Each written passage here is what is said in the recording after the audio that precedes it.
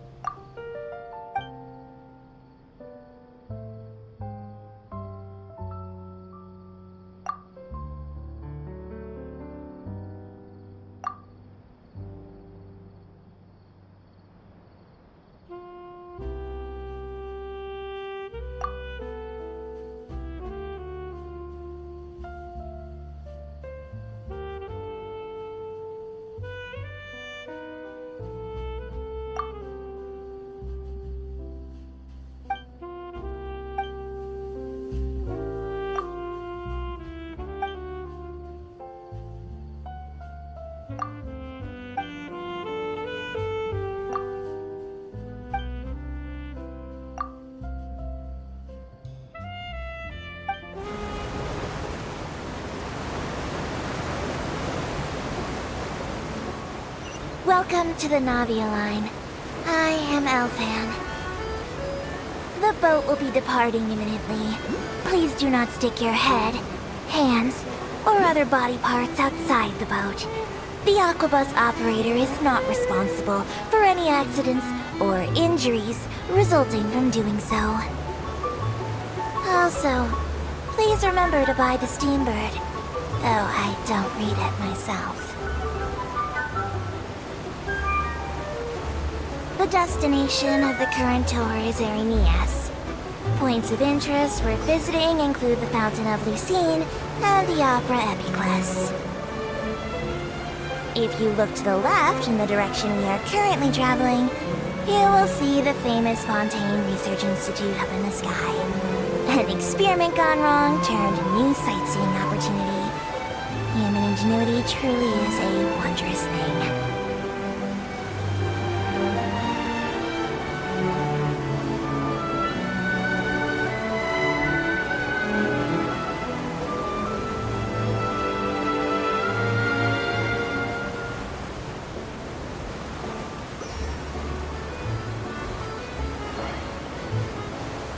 Approaching our final destination. Please be sure to bring all your personal belongings with you as you disembark. Even though I will take any forgotten items to the lost and found, the paperwork is rather annoying as Melusine hands are not suitable for grasping pens. Please be careful when disembarking. It has been my honor to be your tour guide this trip. Thank you.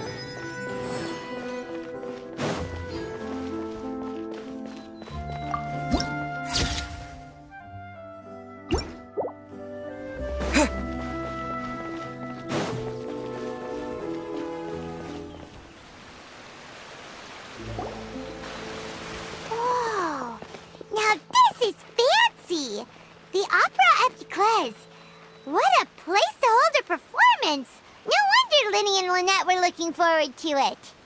Huh. Looks like there's a lot of people standing around the fountain up ahead. Oh, Archon, please bless us with a bright and healthy child. We pray. I don't know why you always feel the need to ask so much. I'll be happy as long as our child is healthy and lives a peaceful life. I guess if they're our kid, then there's no doubt they'll turn out smart. Maybe this is one of the customs in Fontaine. There sure are a lot of couples here.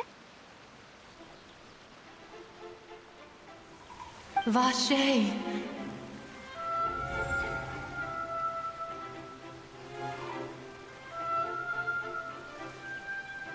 What's wrong? Vache. Vache.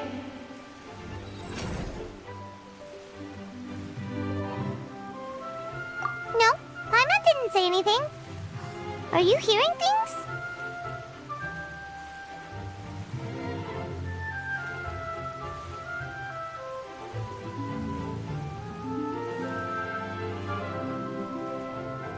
Welcome to the Fountain of Lucine. All the water flowing through Fontaine converges here. It's customary for newlyweds to come here and wish for children. Lynette! You scared Paimon! When did you get here? Lenny asked me to wait here for you, remember? Right.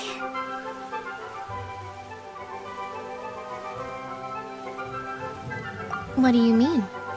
There are a lot of people here right now. Hey, you're not trying to scare Paimon, are you? Besides, it's the middle of the day. It's not the time for eerie things. I see. I might be able to tell you something that could help explain the voice you heard. In fact, you might not be imagining things at all. I suspect that what you heard is a result of your hypersensitivity to the hydro element. Others in my family have had similar experiences. It's because of his sensitivity to the hydro element? But what would hearing a voice have to do with elemental power? When do you cry, Paimon? Wait, what? What does that have to do with anything? Just answer me. When do you cry?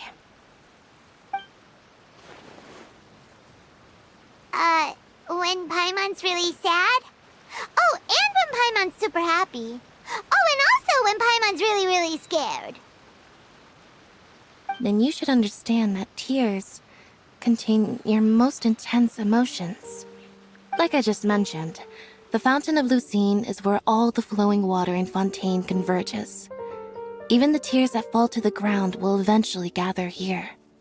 So maybe what you heard was the intense emotion coming from someone's tears.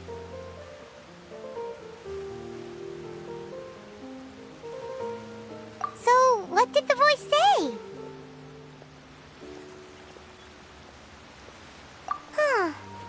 If you were hearing their emotions, then Paimon wonders what happened to them.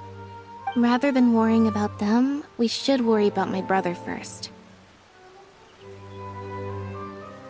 Don't let that calm look of his fool you. He tends to get pretty nervous just before a performance. So chatting with Lenny might help him relax a little before he goes on stage. Oh, right. That makes sense.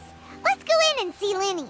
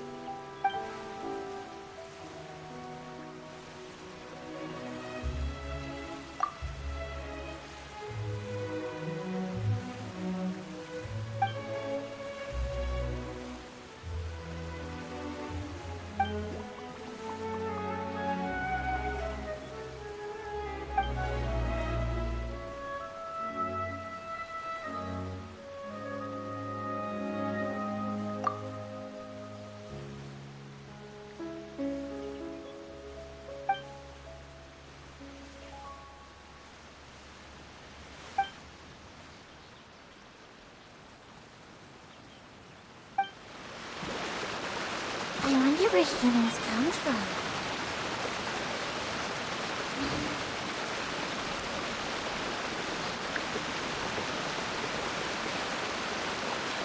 That's all well and good, but I just want our child to be safe and sound.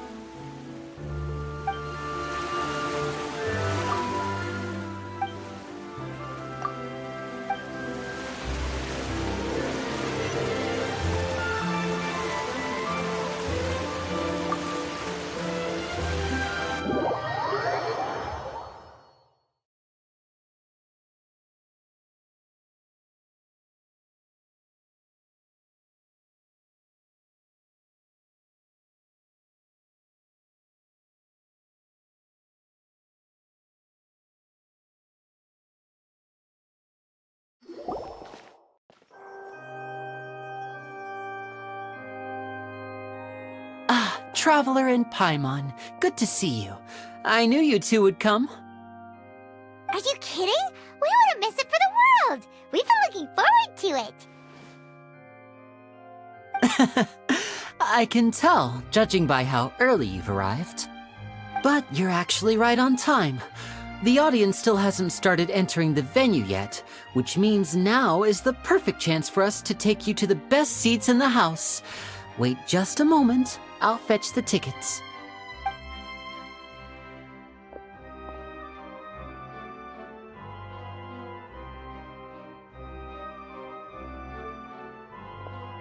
The Opera House has assigned seating, so you always have to make reservations.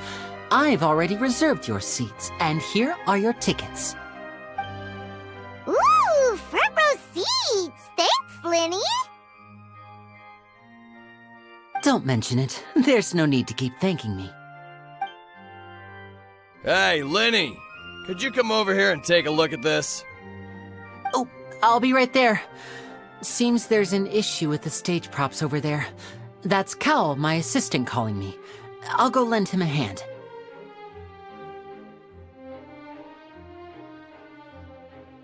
Yeah, we'll just go to our seats. You go ahead, Lenny.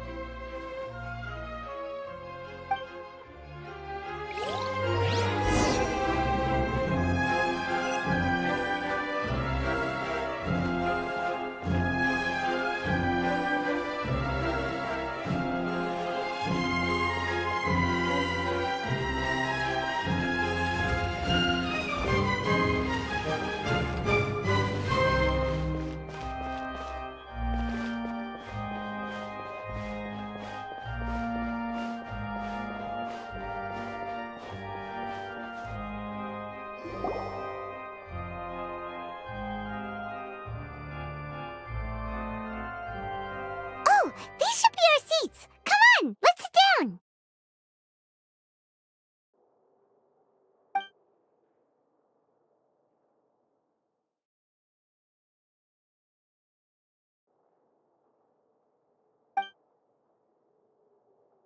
Uh...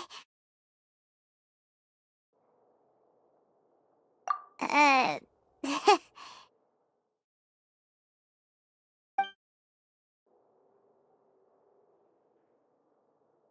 Hey, Traveler. Maybe we should strike up a conversation with the person next to us.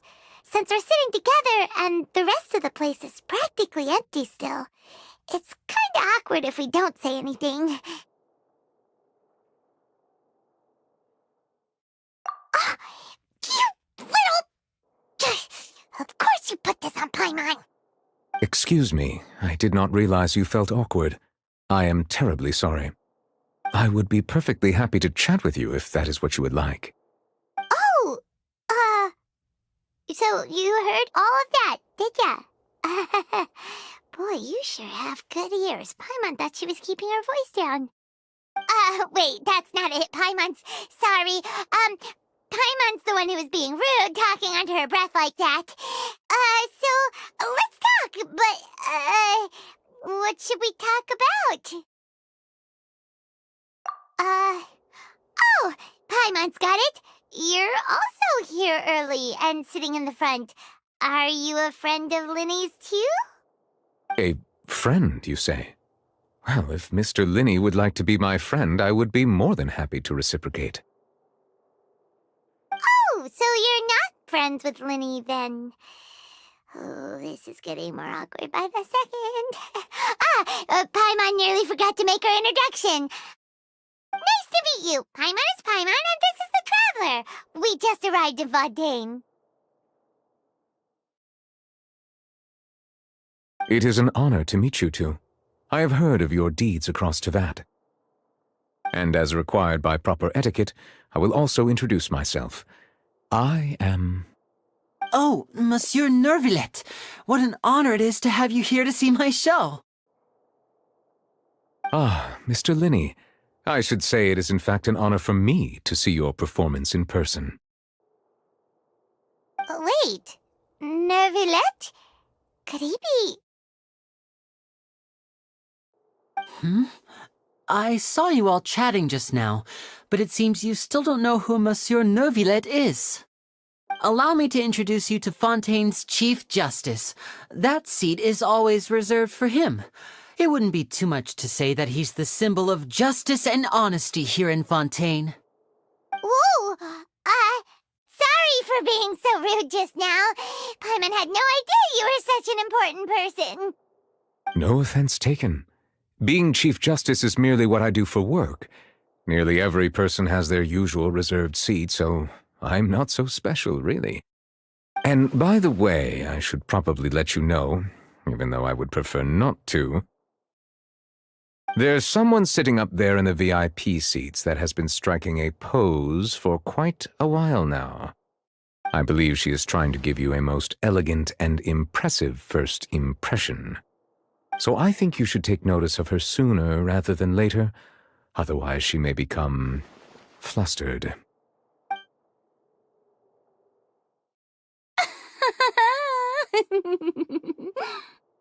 Huh? Oh, it's Farina, the Hydro Archon. Huh. She sure has a smug and satisfied look on her face. Guess she has no idea that you saw right through her act. Very good. That is for the best. No need to pay her any more attention. We may now enjoy the show. Huh? So is this what things are like between the Chief Justice and the Hydro Archon? All right, please wait just a moment longer. I've pretty much finished my preparations, and the performance will start as soon as the audience has made their way to their seats. Yay! The show is finally about to start! Paimon can hardly wait! Paimon's never seen a real live magic show before!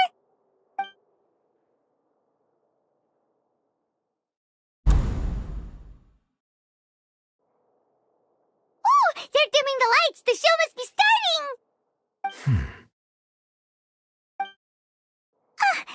Sorry. Paimon will try to stay quiet. Welcome, one and all, to the Opera Epiclese. I am the star of today's show, Linny. And over here is my sister, Lynette, who will be working as my wonderful assistant. Please, let's give her a warm welcome. Hello, everyone. I know she may seem to be a little sleepy right now, but that's just a sign that she's nervous. Whatever. Now, some of you may be thinking, two vision holders who can freely manipulate elemental powers performing magic is not true magic at all. So, I would like to take a moment to assure you that elemental powers will have nothing to do with what you will witness on the stage today.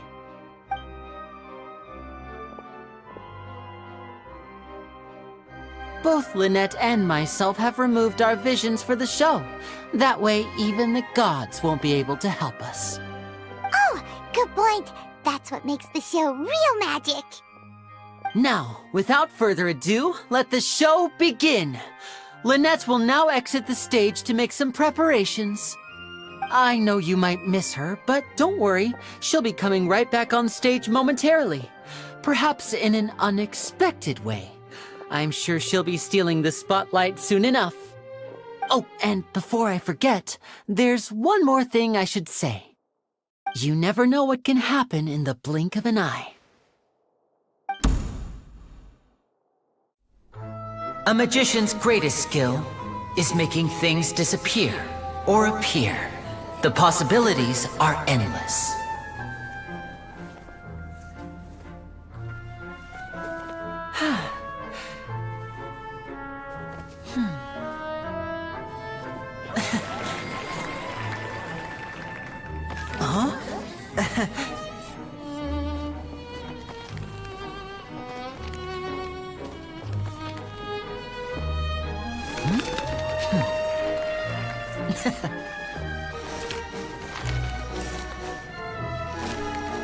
But this isn't what you came for. These little tricks, you've seen them all before. So it's time for something truly extraordinary, don't you think? This one's a little tricky.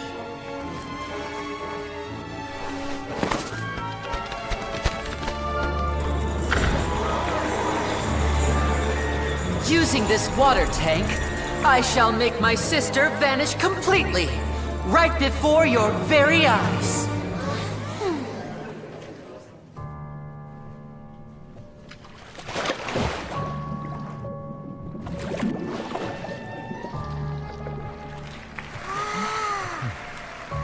It's actually quite simple. She'll just turn into air bubbles and float right out of the top.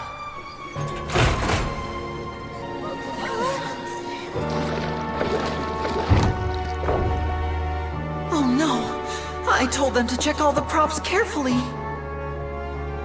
With the lid on, even air can't escape. An amateur magician would be getting very nervous right around now. Luckily, it's me on stage, so let me show you what a true virtuoso can do.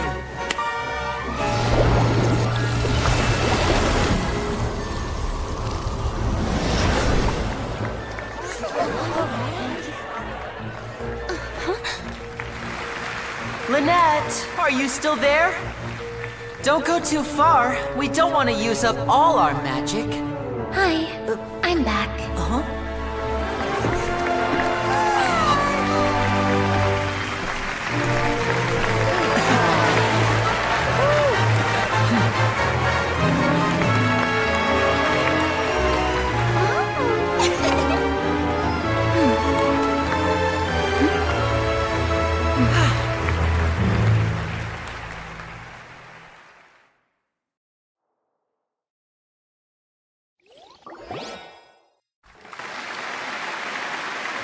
Whoa! What in the world just happened? How did he do that? Hyman didn't see him do anything. Wasn't Lynette inside the water tank? How did she disappear and then reappear out of nowhere? If we could see easily through his tricks, then that would mean that his skills are still lacking. To appreciate magic, you should focus on the show happening on stage, rather than getting caught up in trying to see that which has been intentionally hidden. Guess you're right. Hyman couldn't believe her eyes when Lynette reappeared. Amazing! Thank you everyone. I'm glad you enjoyed that performance. But our magical journey has only just begun. I've prepared even more astonishing surprises for everyone here. The magic of transformation and disappearance can go far beyond what you've just seen. I'm sure many of you are thinking that escaping the water tank was impressive enough, but Lynette is still my assistant after all. In which case, I have ample time to make all necessary preparations. So, for my next trick, I will require the participation of one lucky audience member. Please, if my assistants could bring out the magical boxes now. There are 2 boxes and only 2 boxes. One is here and one is there in the aisle among the audience. I'm sure many of our clever audience members have already guessed our next magic trick. A swap! Our lucky audience member and I will each enter a magic box. After 1 minute, we will each emerge from the opposite box. Now please, everyone pay very close attention to the box you see here. Don't give me any chance to make a move. Wow! How's he gonna do this? Hey, do you think this is all magic tricks, or does Lenny have actual superpowers? The lucky audience member will be generated by this random number selector. It selects numbers entirely at random. Even I don't know who will be chosen to participate. Now then, let's begin. Let me see. Oh, row 7, seat 3. Congratulations! You now have the chance to experience magic firsthand for an entire minute. Please, come forward. My assistant will take you beside the magic box. I'm sorry, it might be a little cramped inside, but no need to feel nervous. We've carefully arranged everything for you to be as comfortable as possible. You don't need to do anything, but no matter what strange things may happen, don't come out of the box. If the magic is interrupted, who knows where you might end up? You might even find yourself in the Fortress of Meropide. Oh, okay. All right. Before I enter the magic box, there is one more thing I need to ask the audience to do. Could you all give me a countdown?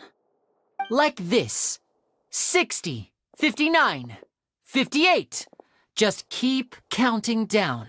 You can go a little faster or slower if you like. I won't be able to see anything in the pitch-black box, so I'll be relying on your voices to know when time is up. Oh, and no tricks now. If you quickly count from 60 in just 30 seconds, then I'll be in a tough spot. Ooh! Paimon kinda wants to count faster after hearing him say that!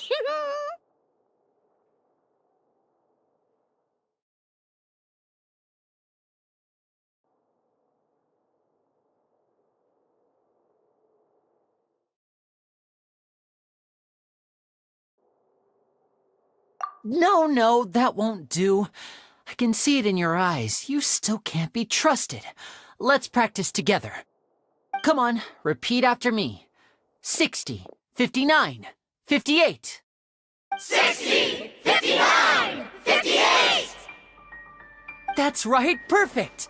Keep it going. All right, I'll see you all on the other side once you've finished counting.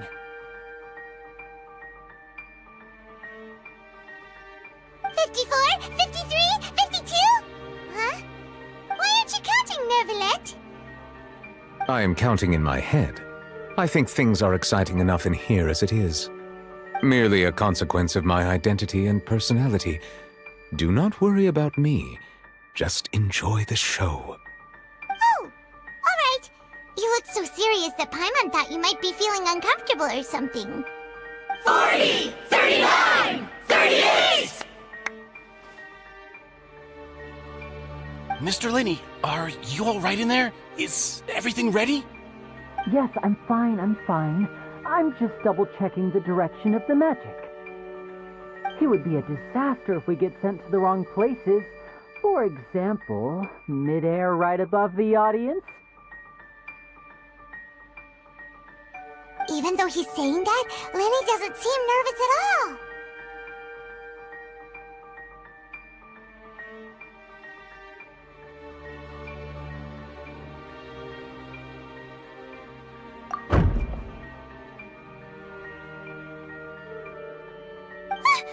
What was that noise?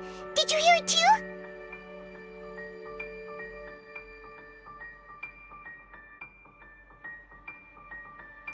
Not sure. Anyway, it doesn't seem like anyone's worried about it. 25! What's wrong, Mr. Linney? I can still hear you moving in there. I seem to have accidentally knocked over a decoration. I'm trying to fix it, but it's pitch black in here. I can't tell left from right. Never mind the decorations. There's no time for that. The show is what's important. No, that's unacceptable. I want my show to be perfect. Don't worry, we still have 20 seconds. Hear them counting? 19! 18! 17! It seems things aren't quite going as planned. I apologize, everyone.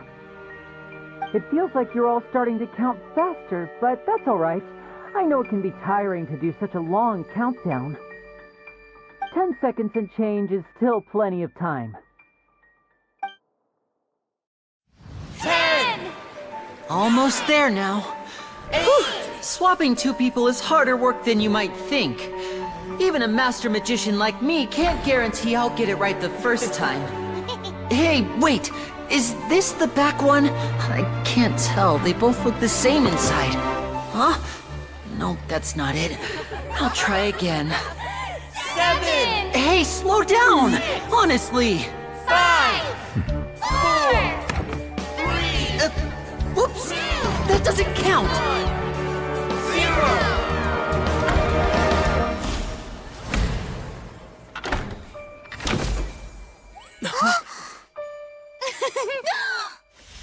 Ta-da!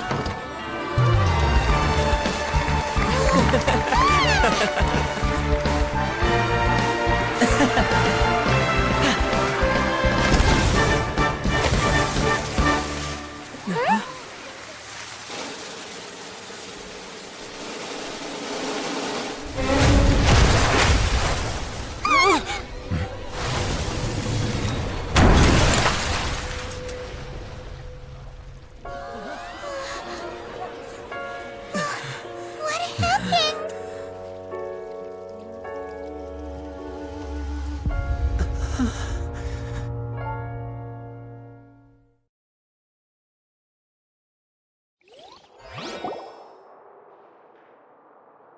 Huh? Is this part of the show? Mr. Linney, you're going to use magic to fix the stage now, right? What happened? Oh no. Maybe this isn't part of the show. The girl was still in that box, right? This performance is over. Medical staff with me. Guards, secure the scene and detain all the performers. Seal the exits. No one is allowed in or out at this time. Yes, that's right. If this was just an accident, then we must investigate the cause.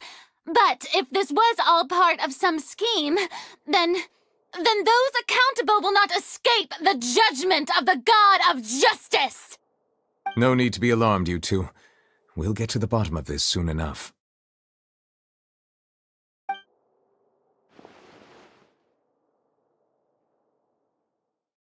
Unfortunately, the person who is in the magic box has been pronounced dead.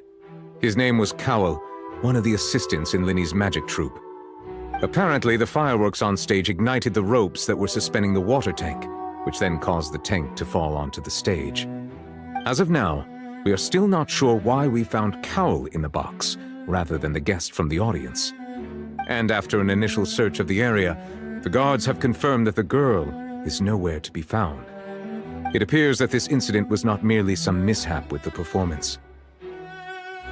And there are many indications that it is connected with the case of the serial disappearances of young women. The serial disappearances case? That's the case that Charlotte mentioned before!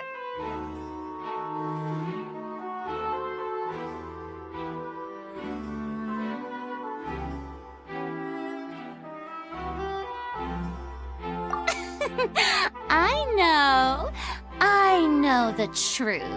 I can see through the whole thing. Really, using such a shallow and obvious mystery as his finale, did he really underestimate us that badly? I say that our powerful magician, Mr. Linney, is now the prime suspect for the serial disappearances case. Huh? Why me?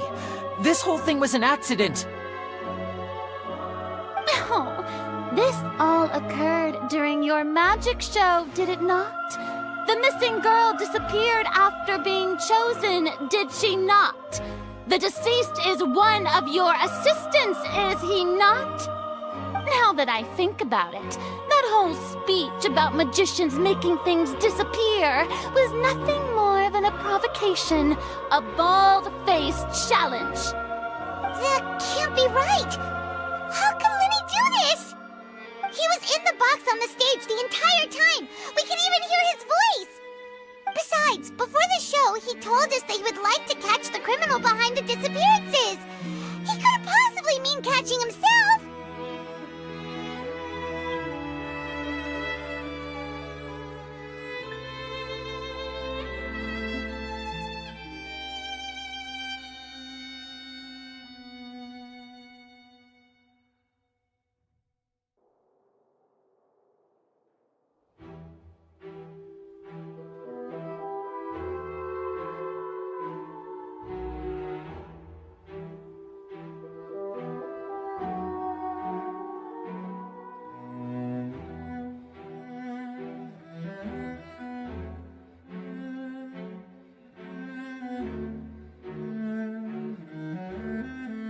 Save discussion for a later time, please.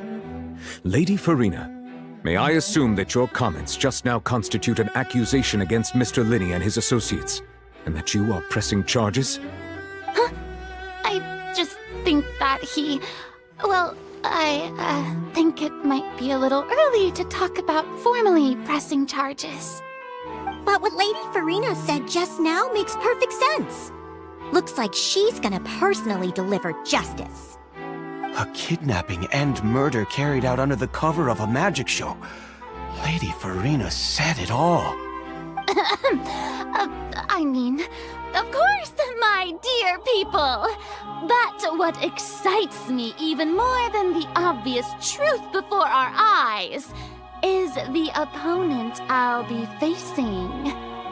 That's right. I mean you, Traveler. You'll support Lenny, won't you? After all, he was the one who helped you the first time we met.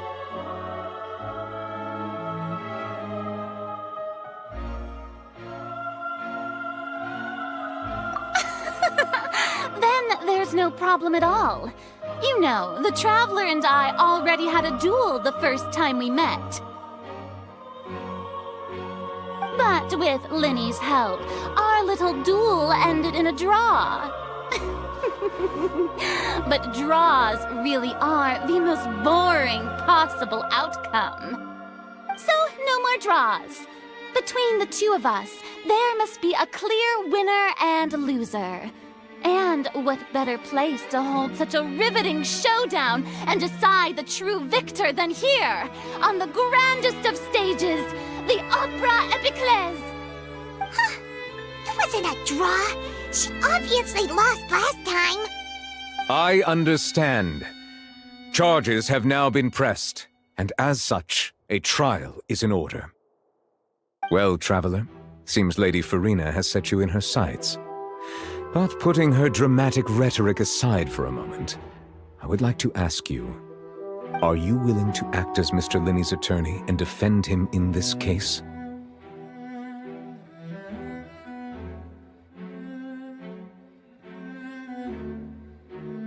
Very well. The trial will be held a day from now in the Opera House. Both sides may investigate the scene to build their cases and search for the truth.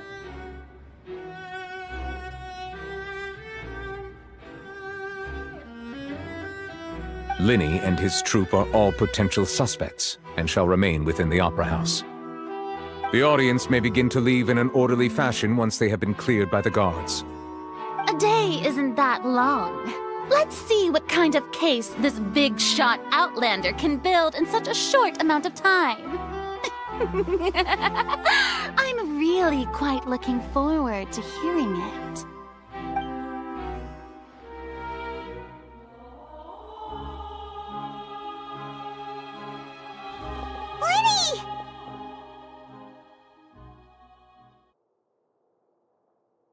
Sorry about everything that happened just now. Were you frightened? Of course! Who wouldn't be scared after witnessing an accident like that? Yeah, I'm a little shaken up myself. How could this happen? And poor Cal. I know you already claimed that you would defend me, but now it's just us talking. Tell me, do you think I could possibly be the murderer? Good to hear. Thank you so much for trusting me. I'm sure everyone sees me as the biggest suspect at this point. But if you ask me, the whole thing is mysteries layered upon mysteries, such that all that's left is confusion. I don't know whether what happened there on the stage was purely an accident or not, and I don't know why poor Cal was in the box. As for how that girl chosen from the audience could suddenly disappear, I'm afraid I don't have any answers either. If someone tampered with my performance, then we need to figure out what they did. Even a skilled and knowledgeable magician like myself couldn't pull all that off in just 1 minute.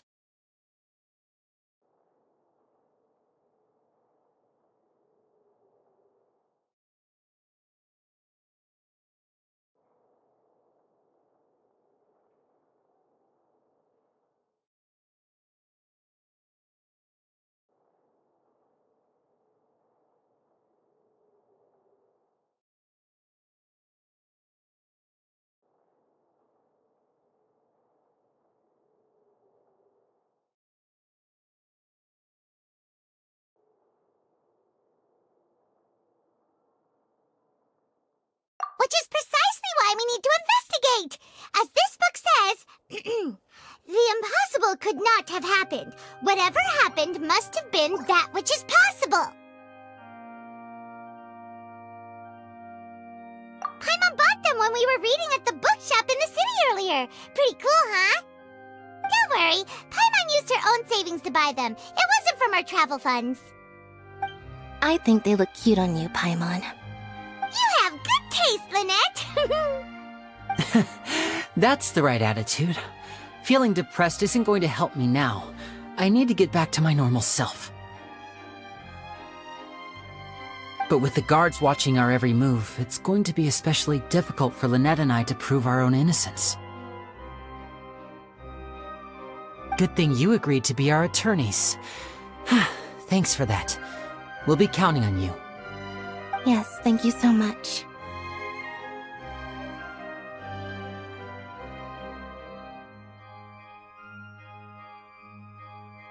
Yeah, just leave it to us.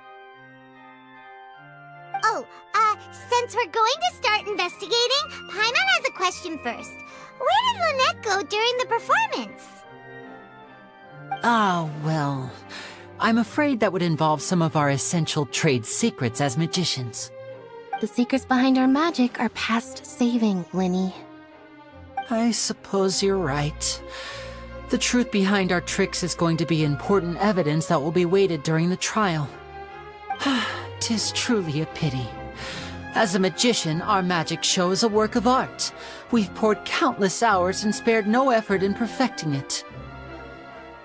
But if revealing our secrets will help you uncover the truth behind what happened, then it will be well worth it. We should go somewhere else if we're going to discuss our magic tricks. We'll go speak with the guards, and in the meantime, you can go investigate the stage and the seating areas. Alright, let's go have a look while the investigation teams are still here. Detective Paimon is on the case!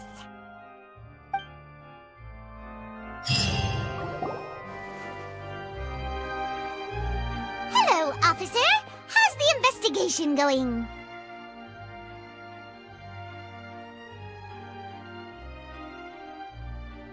I see. You must be the traveler that Lady Farina mentioned. Listen, I'll be perfectly honest with you. I'd avoid getting mixed up in this whirlpool of a mess if I were you. Huh? What do you mean? Come with me and you'll see. The deceased is one of Linny's assistants, named Cal. Even though he hadn't joined the troupe long, he was hardworking and everyone generally liked him. The assistants are usually in charge of setting up and inspecting the props, as well as assisting with the show and keeping the crowd engaged. As you probably saw when you were in the audience, the water tank suddenly fell and smashed the box with Cowl inside it.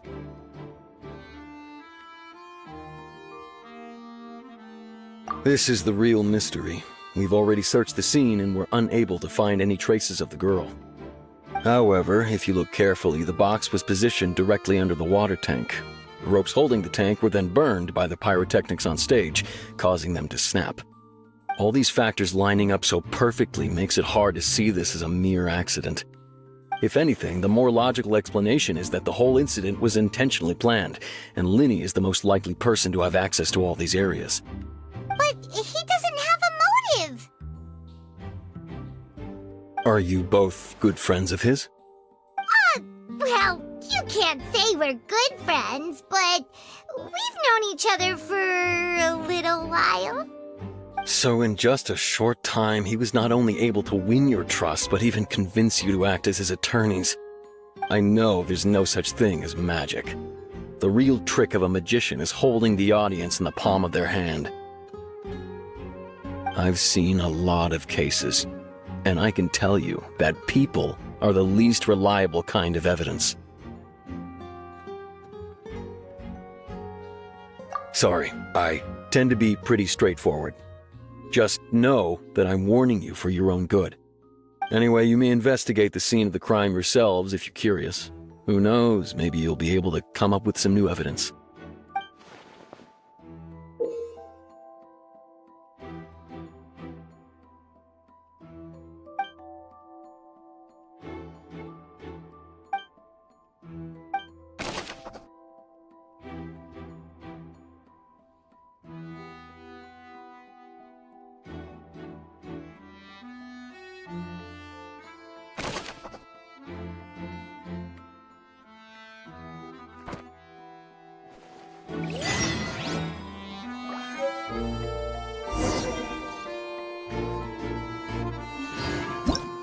Whoever the murderer was, they must have made preparations well beforehand.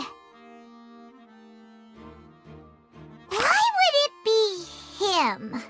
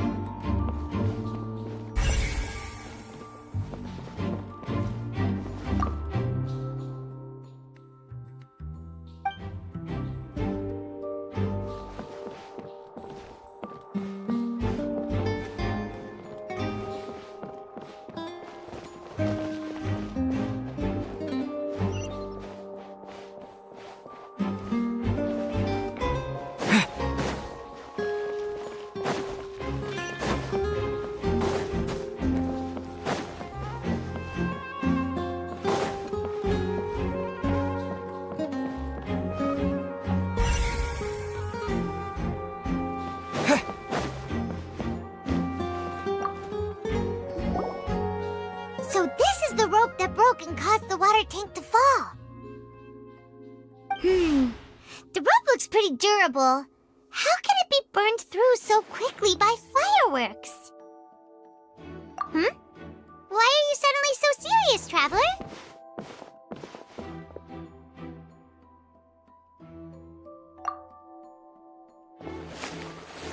Whoa! Look! This bit is made from different material! Most of it was burned away, but there's still a little bit of it left.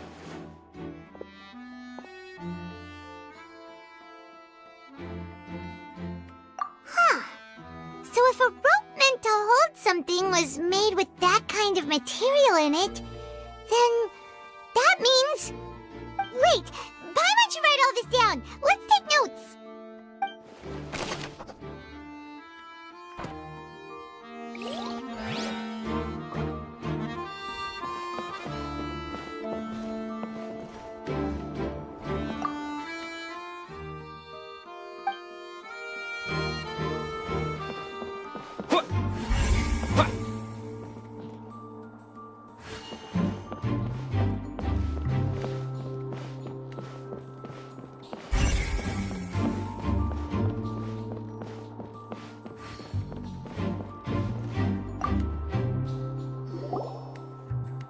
The investigation team has some new findings. Turns out there's an issue with the random number selector after all. See, I told you. What if the machine picked some big guy's seat? You think the murderer would have still made his move then? Sorry to interrupt, but we're helping Linny and Lynette with their side of the investigation. What were you saying about the number selector? There's something wrong with it? You're trying to help them? That'll be a tall order. Linny used the machine to pick a random member of the audience during his performance, right? The lucky girl that later disappeared. Well, we thought there might be a serious problem with the machine, so we had it taken away for further inspection. It turns out that the seat number it picked wasn't random at all. The machine picks that same number every time. I'm sure you already know that you have to make a reservation in advance to get a seat, regardless of whether it's a trial or some performance. In other words, Linny knew who would be sitting where from the very beginning. That much checks out. Linny reserved our seats for us, too. Bet you see why I was saying it'd be tough to make a case for Linny. Even though it's bad for Linny's case, Paimon had better write it down.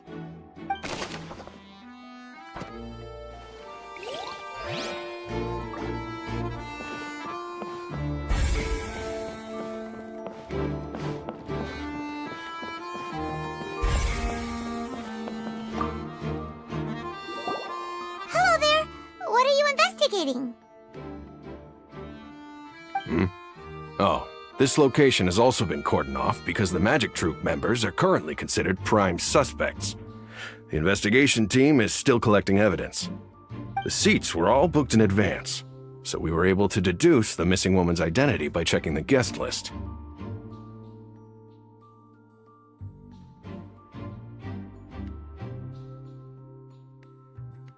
Sure, it's not like this is confidential information.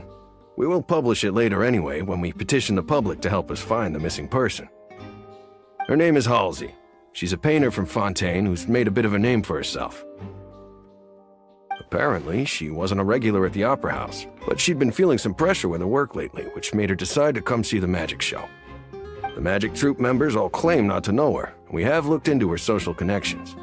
It seems that she has no personal grievances or conflicts of interest with the suspects. Simply put, she wasn't related to the Magic Troupe at all, which matches the features of the previous serial disappearances. Were the victims of previous cases also chosen at random? That's how it seems to us, in any case. Apart from the fact that they were all young women of around the same age range, there really weren't any other connections between them. Okay then. No need to be so formal. If you do happen to see the missing girl, please be sure to contact us. It is of utmost importance that we get to the bottom of these disappearances.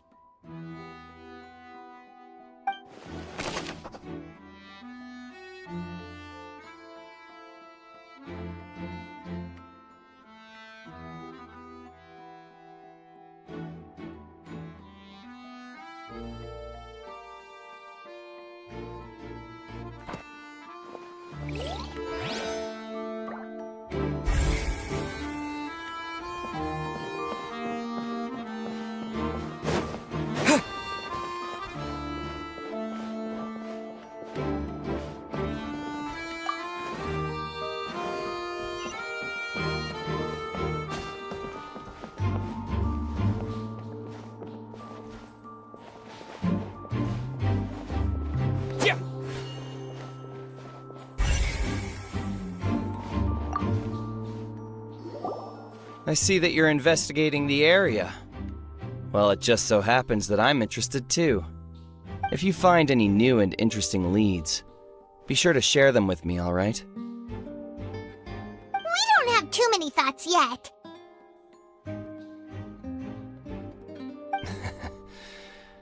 Then why don't I tell you my hypothesis first? The way I see it. And I'll start it with that loud thud. The thud? Oh, you mean the sound that happened during the countdown? Yes, exactly. It wasn't terribly loud, but I suspect that most people heard it. It's just that everyone was awaiting the results of Linny's trick with bated breath, so no one paid it much mind. But now that the incident has happened, the thud has become an important clue. That makes sense. So, what do you make of it? I'm of the opinion that it may have been the sound of Linny's accomplice. Lynette, perhaps. Jumping atop the water tank, or something like that. And when the pyrotechnics went off, she cut the rope, sending the water tank crashing down. But wasn't the noise we heard too loud for that? Perhaps the balance wasn't right, leading to a particularly rough landing. Oh, that's true. I suppose I must reconsider. That does remind Paimon, though. What was with that sound?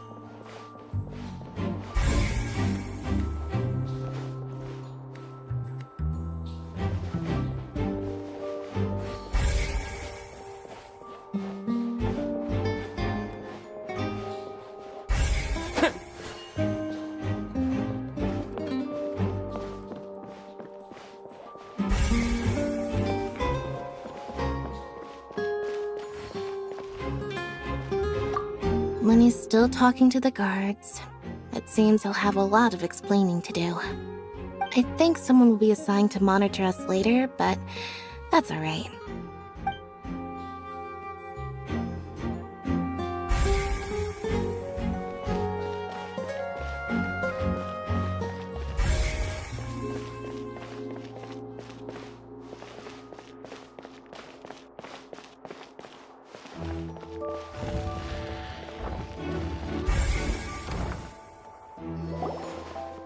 You! Yes, both of you! Over here! I've been keeping an eye on you for a while now. Huh? You mean us? That's right. If I'm not mistaken, you're also among those who wish to cut down the thorns and pursue the truth. No? And by the looks of it, you're not from Fontaine. Well, you're right on the more about that one, but who are you? Have you never heard of the Spina di Rosula?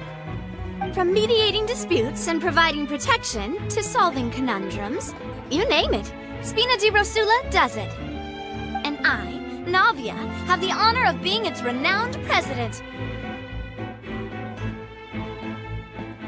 Though those who play by our rules call me boss. I'm Silver, her attendant. Pleased to meet you. And I'm Melus. Demoiselle's various daily needs and affairs are under my purview. Huh? Boss? Demoiselle? What gives with the names? Well, I am the second generation president. Melus and the others are still used to my previous title. My apologies, Demoiselle. Should you prefer, boss, I will endeavor to use that instead. No need. You don't have to call me boss. Just Navia is fine. Okay, if you say so. Not that we're members of Spina di Rosula anyway. All merely trifling details. Never mind. Now, back to the situation at hand. That's right. I've always kept an eye on the serial disappearance cases. My interest stems from a matter back from my father's time. Judging from the look of things, I find Linny an unlikely mastermind. Really? We think so too! That's why we're looking for clues now. But how did you come to that conclusion? Intuition, naturally. My unparalleled intuition. Farina sure was quick to point the finger at Linny without any decisive evidence whatsoever, wasn't she? But that's not uncommon for her. If you remember, the Justice had to interrupt her and ask if she was pressing charges just to keep her from getting carried away. Anyway, a trial begins the moment someone levels charges. And, of course, there was no way Farina was going to back down in that situation. Sounds more like you just don't trust the Hydro Archon. Well, what's your opinion? I must admit that she can be interesting at times, but liking her doesn't mean that I'll blindly agree with her.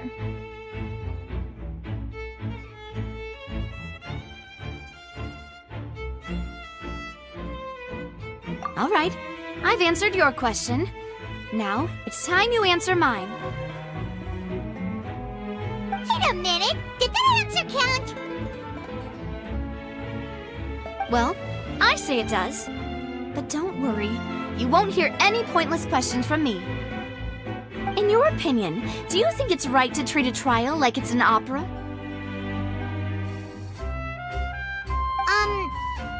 Well?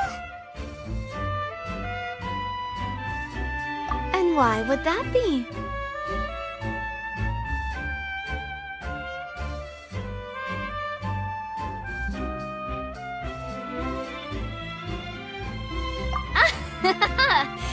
See, Silver and Maloose? I told you they'd be different. Most astute of you, demoiselle. I too think that the traveler's response was most excellent.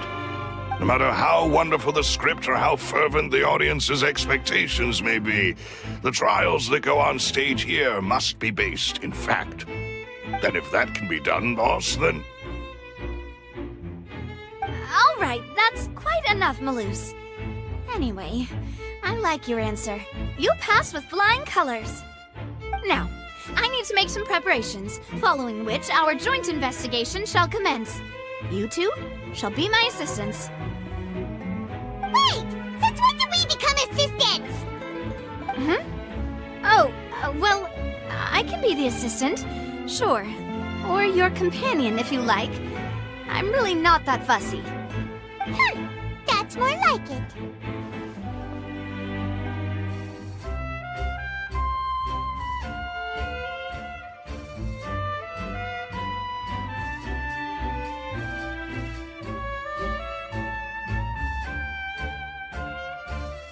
Far be it from me to brag, but I believe that Demoiselle's intuition will be instrumental in uncovering the truth.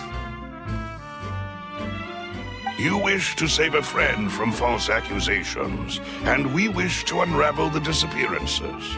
In this sense, our goals are aligned. You have a point. Huh. You're quite the talker, aren't you, mister? And what about you over there? What do you think? You seem like you've got something on your mind. I have nothing to add. Oh, alrighty then. We'll be making some preparations first. Just be sure to let us know if they start revealing Linny's tricks. Thanks!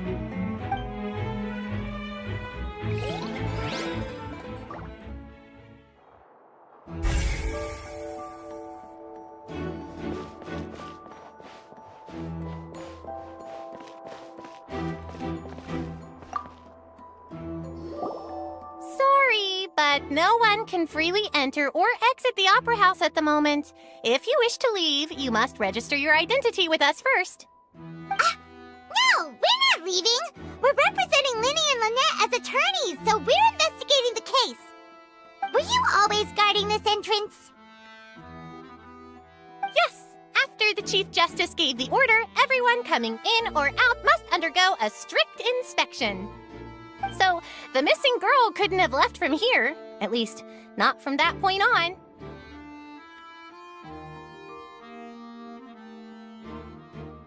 I doubt there was much opportunity then, either. How can you be so sure, Well, because I was in charge of security near the entrance at that time. I couldn't see Linny's performance from here, which was quite a shame. Just my luck. But still, I did not abandon my post, and I stayed put no matter how loud the applause was. If someone had so much as even approached the door, I would have noticed it, let alone if they had tried to leave. We Melazines are good at that sort of thing, you know. So, it's safe to say the girl couldn't have left through here. Alright, thank you for your help. This'll be useful info.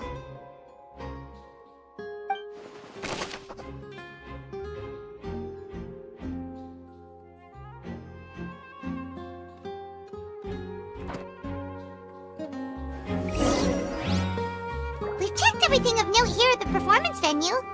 Paimon wonders how Linny's discussion with the guards is going. Let's go see, shall we? Ooh, things are getting interesting, huh? We're about to see how magic is made.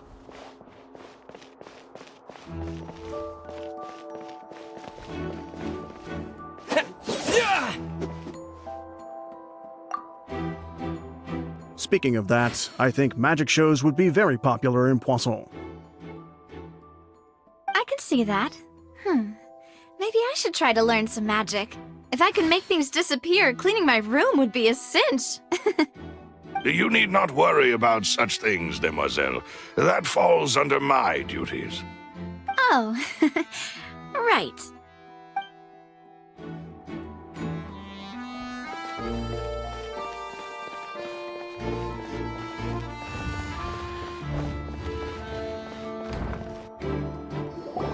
Understood.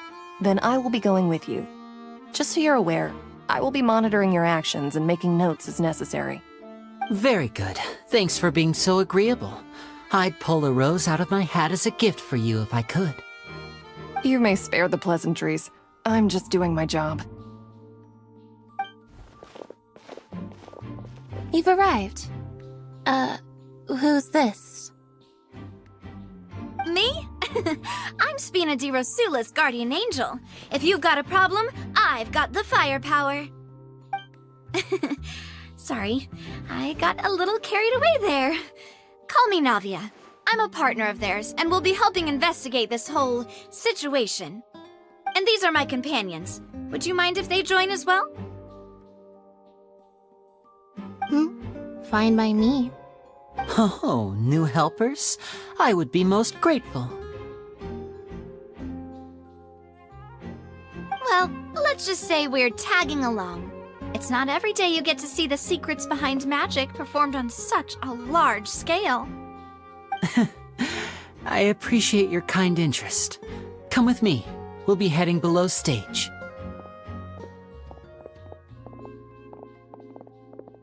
Huh? Below stage? Yes, a world of secrets is hidden beneath this magic box, prepared specifically for this switcheroo trick. But before I reveal everything, you should have a look first. Notice anything strange here?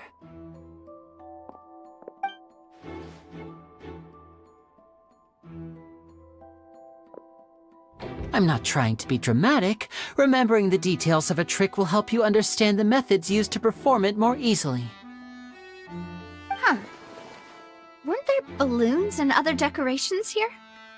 Where did all that go? Ah, good eye. That said, you're still far from discovering the answer.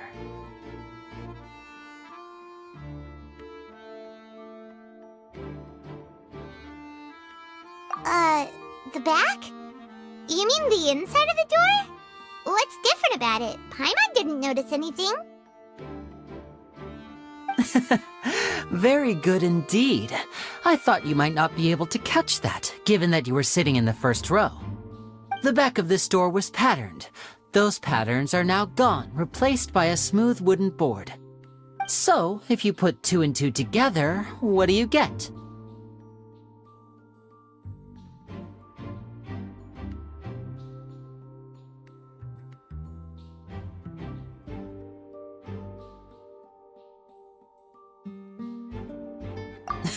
Exactly. All right, let's go. I'll tell you how it works as we head down.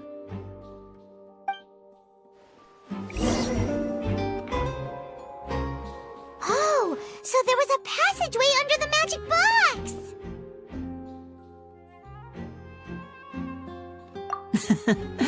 I knew you'd figure out most of it as soon as you saw this place.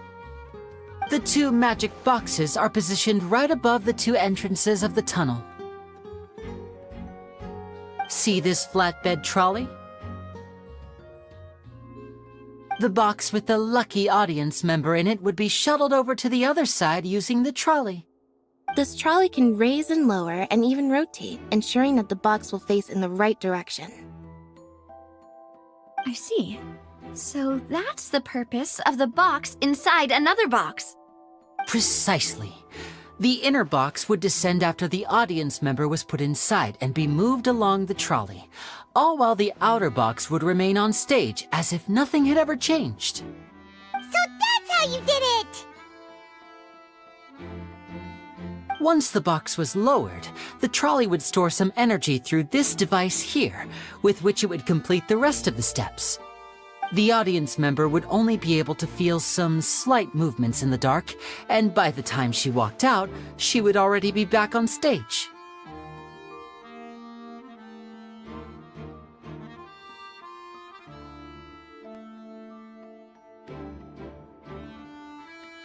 Right!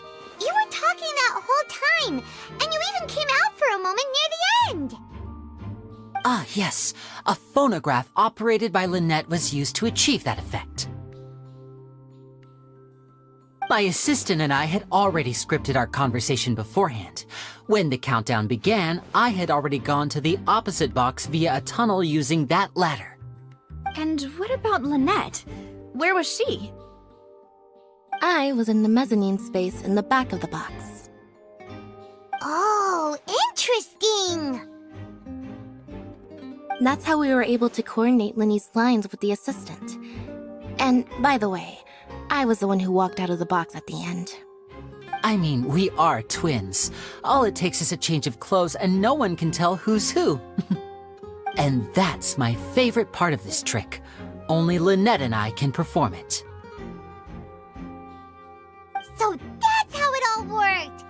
Wow, every detail you revealed was more amazing than the last! Lynette would briefly walk out of the box and then go back in, jumping into the tunnel and escaping before the box on the trolley could finish ascending. And then I walk out of the other box in the audience area, and the trick would be complete. The operative word here being would. But as you saw, Cal was in the box, not our audience member. She, on the other hand, mysteriously vanished. We really don't know how that happened. If not for that interlude, this would have been an astonishing trick. I probably never would have figured out how you pulled it off. And yet, to think that someone was able to use this magic trick to commit a crime. Could we have a look around? I think we can come up with some more leads. This is the scene of the crime, so Linny and Lynette are not permitted to stay here. I'll escort them back up. Yes, of course. No need to be so strict now. I won't disappear into thin air, you know. Thanks, everyone. We're counting on you.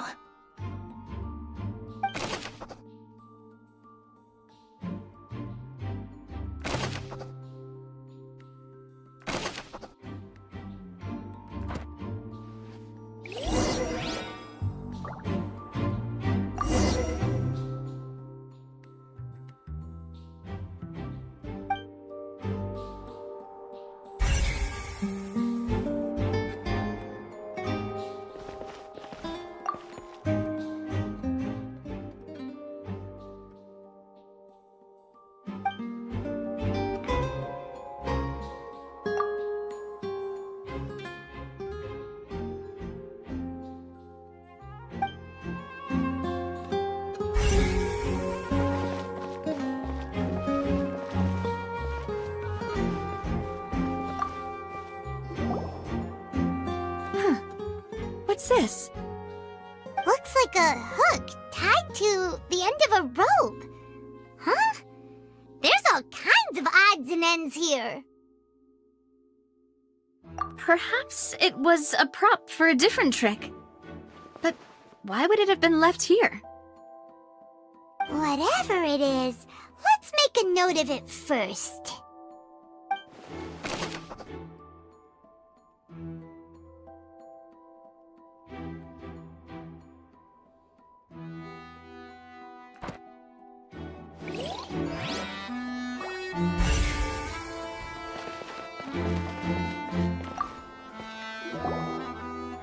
The floor is wet. Please be careful not to slip. Speaking of which, why would there be water here? Oh, Paimon knows!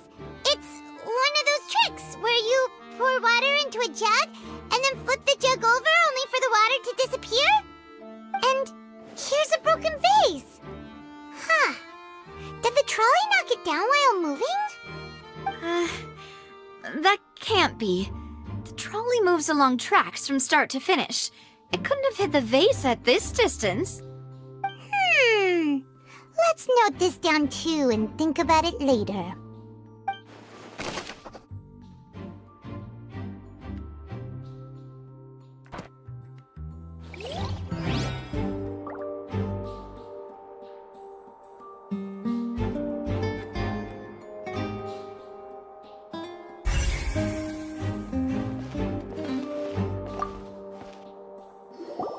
Oh, these are the clothes that the lady chosen from the audience was wearing, right?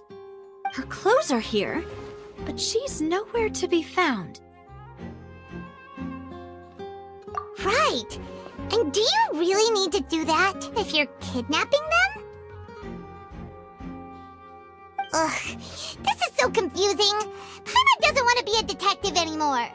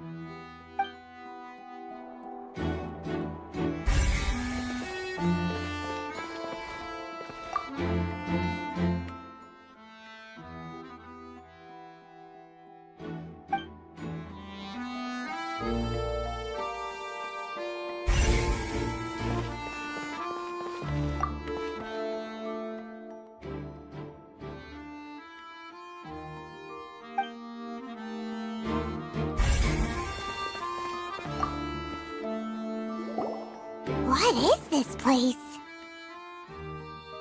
It seems someone could fit through here. Huh. Could this have been the suspect's escape route? Alone, perhaps. But if they had to pull another person with them, the space would be too narrow. But there are no other ways in or out of here.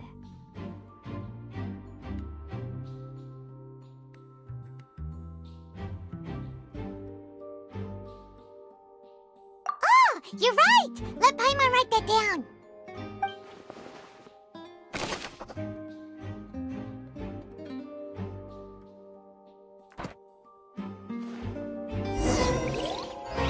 Seems we're just about done investigating down here. Yes. Let's head back up.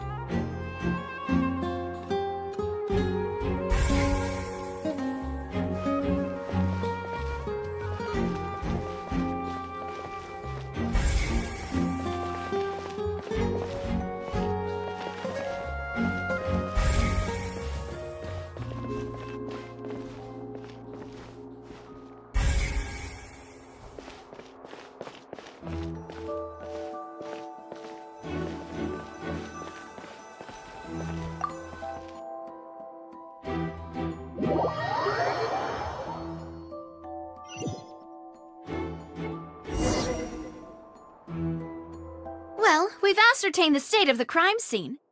Let's find a place to sort out our findings once Malus returns. It seems to me that there are several things that don't add up here. Apologies for the wait, demoiselle. So, what did the guards say? Did the criminal escape through the vent? They believe the odds of that are very low, since the vent leads to the Opera House's basement. The guards have checked the area carefully. No one left through the basement during the performance or after the incident, and no one was found hiding there. So the tunnels become like a secret chamber then! You know, like the kind you usually see in novels!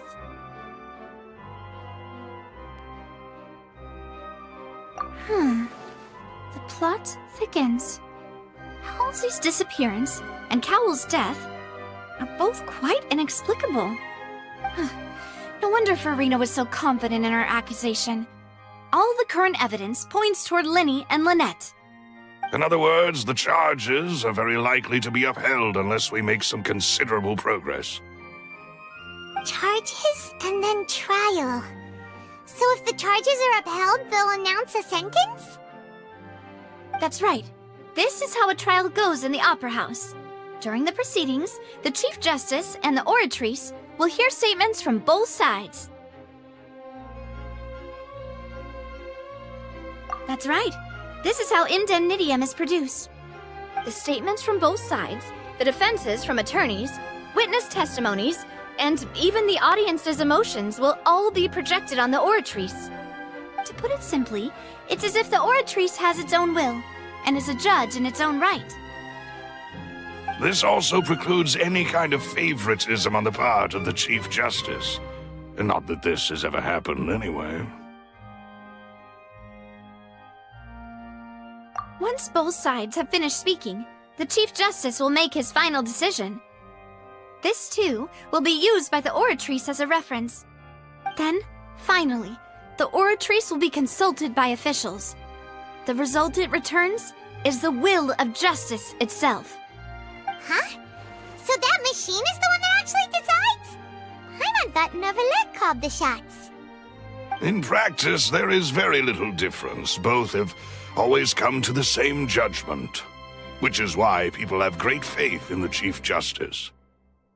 Ah, yes, the guards also asked me to convey that none of us will be allowed to leave this place before the trial. Huh? Why? Because we've chosen to act as the twins' proxies. That makes us persons related to the case. They're concerned that we might be colluding with outside parties, or that we might find outside help to disrupt the case. And even if that were not so, it could prove problematic if we happen to spread key information about the case ahead of time. I'm ready to break out at any time. Whoa! There's no need for that! Paimon thinks they have a point! That said, are they providing food? Of course. I just hope you don't mind the lack of options. I'm afraid that catering to all tastes is not in the cards, nor is any guarantee of balanced nutrition. In that case, let's just sort out our findings together here. Pity. I was hoping to take you to try some of Fontaine's famous desserts, too. I mean, what better way to properly think through our findings than over some tea and sweets? Huh. Breaking out suddenly doesn't seem like such a bad idea after all.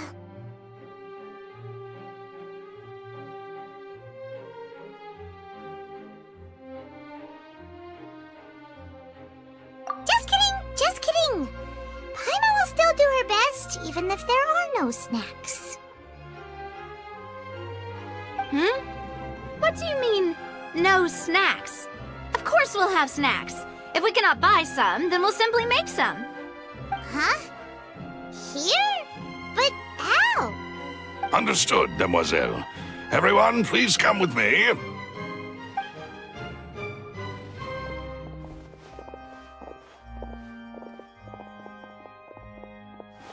Wait, you're carrying a portable stove with you?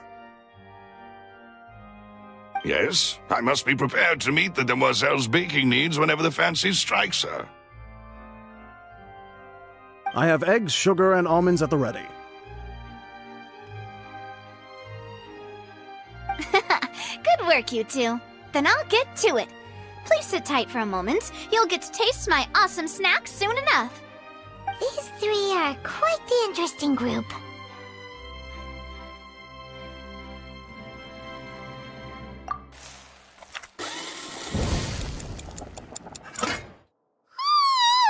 And Paimon thought it smelled good while it was still in the oven! Oh, it's even better now. Paimon can't stop drooling. From the way you had these two guys carrying all that stuff around, Paimon thought you'd have them do more during the baking process. But you ended up doing the entire thing by yourself! Beating the egg whites, grinding almonds, everything! I was applauding. And I was giving encouraging smiles. Paimon was just thinking, aren't you worried about getting your fancy dress dirty beating egg whites and baking like this? Well, I don't think it's carved in stone anywhere that fancy ladies can only read books, sip tea, ride horses, and play the piano. I just really enjoy making snacks. Don't underestimate beating egg whites, by the way. It's a real arm workout. You also need to beat them to just the right consistency, or your macarons will crack. Anyway, give these a try, fresh out of the oven. There's 3 for each of us. Only 3? Well, eating too many sweet treats might send all that sugar to your head. You wouldn't be able to think clearly about the case on a sugar rush, would you? Tea is ready to be served as well. This is Demoiselle's favorite, strong black tea with a floral fragrance that clears the mind and lifts the spirit.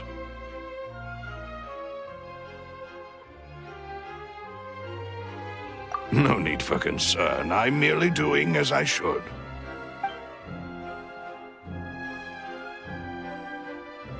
All right then. Down to business. As Paimon mentioned previously, the tunnel seems to be something of a secret chamber. However, we can assume that Linny and Lynette were not alone within it. Some criminal also occupied its sealed confines. The magician twins could have committed the crimes, of course, but they lack any logical motive. Exactly! Why would they do such a thing right when everyone was watching?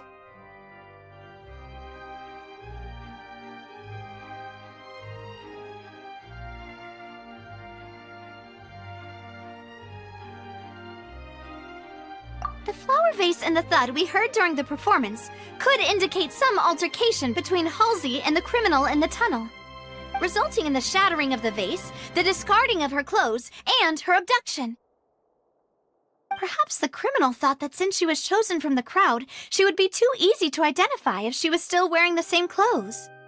Paimon thinks that makes sense, but the real trouble is...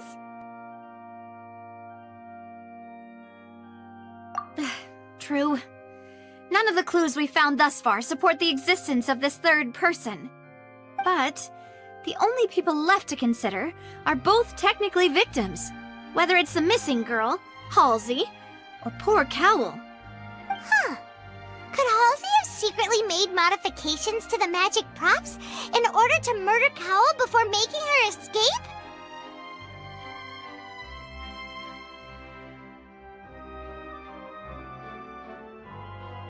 That's right.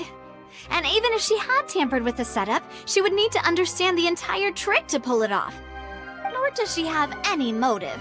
The guards said that she has never had any dealings with the Magic Troop's members. Were we not thorough enough in our search? From the sound of things, this is turning into an impossible case. Your macarons are amazing, though, Navia. They smell great! They're nice and crisp and super sweet! They are my specialty, after all. And I see you've already had 5 of them. What? 5? Oh, that can't be right. Paimon only counted 3, honest! Please don't worry about it. At my age, a few less sweets might actually be a good thing. No! Being greedy is one thing, but Paimon knows how to count. Besides, Paimon knows that if she ate too many, then others wouldn't have enough.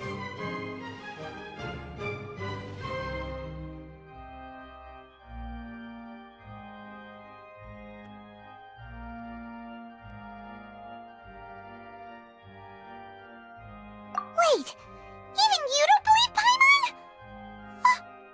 How could you? If Paimon ate those 2 extra macarons, then may they turn into stone in her stomach! All right, we get it. Well, I suppose one of us might have gotten too engrossed in our chat and eaten them by mistake. No big deal. Malus, set up the stove again if you would. Huh? What are you doing? Making sure everyone gets 3 macarons, of course. Exactly. We don't want to trouble you. As you wish, demoiselle. And I have the egg, sugar, and almonds.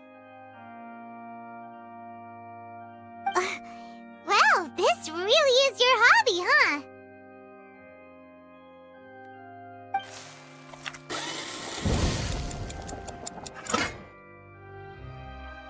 Well, that's it for snack time. I'm going to have another look around the area. I don't know what we're looking for yet, but we've still got some time. As attorneys, I suggest the 2 of you think the case over again. It would be awkward if you got all tongue-tied on stage during the trial. All right, thanks for your help and for the snacks.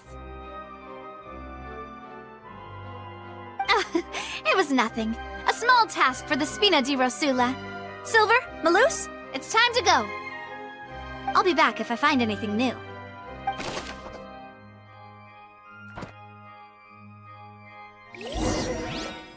All right, it's time to put our heads together. We've got to get our defense ready for the trial. Oh, it's probably gonna be a long and difficult case. There's no point in worrying about that now. We just need to prepare. Here, take Pylon's notes. They should help you review the situation.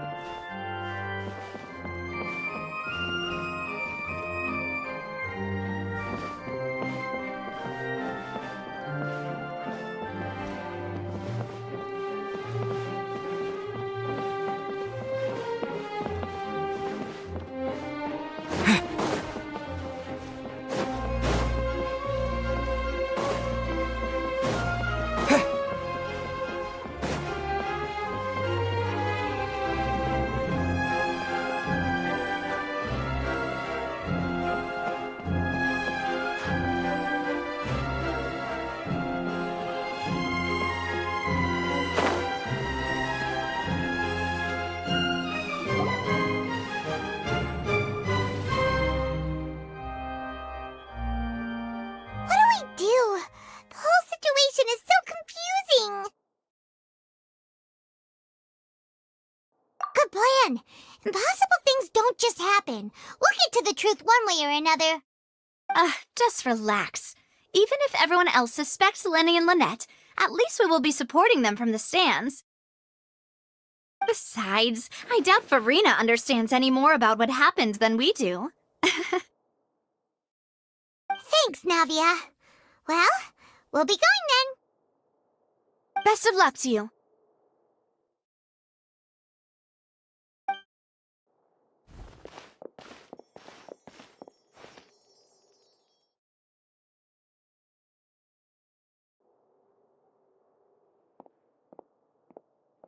Ah, finally, you're back. Well, how did your investigation go? To be honest, you might be disappointed. No. We're already very grateful that you were willing to help. Well now, don't you all look disappointed. Don't tell me that your investigation came up empty-handed. That was to be expected, of course. The guilty can never produce proof of their innocence. But don't let that stop you. I shall be terribly disappointed should you, my most anticipated foe, concede so easily.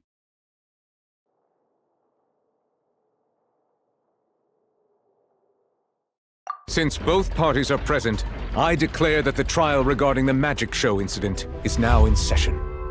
Firstly, in order for the audience to understand the causes and results of the incident, could we please have Mr. Linney explain the trick? Yes, of course. I will explain while Lynette demonstrates on stage. All the necessary items have been prepared.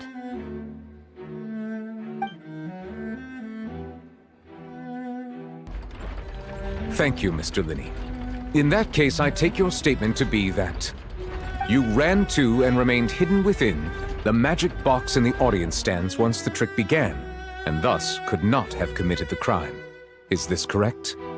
Yes, that's correct, Your Honor. In that case, I call upon the prosecution. Lady Farina, do you wish to refute his statement in any way? Why, of course I do. Allow me to take the first shot and break this case wide open. Mr. Linney is clearly lying.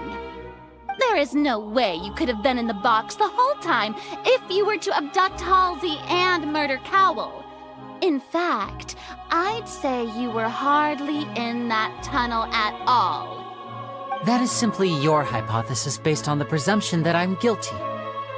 Oh, is that so? And if I may ask, what did you hear while you were inside your box? The roaring countdown of the crowd, of course. That's how I kept track of the time and built anticipation for the finale. And you didn't hear anything else at all? Nothing that might leave an impression of any kind? No, nothing. I see. But when the count reached 30 seconds or so, there was a thud.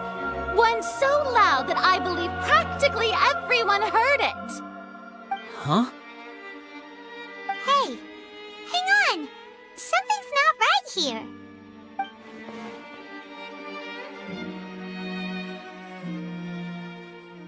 Yeah, I'm sure he could have heard a noise that loud from inside the box. I was right by the box and I definitely heard the thud. Look at those scales. Could those mean...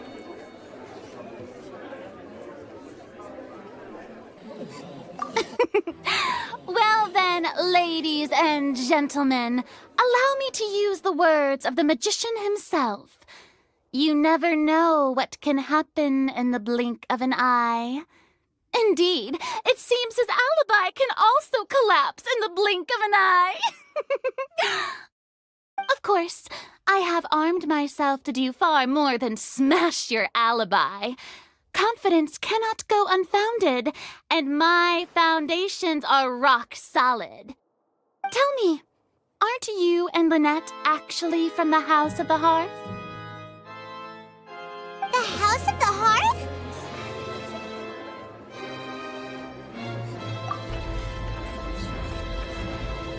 No wonder they did something like this.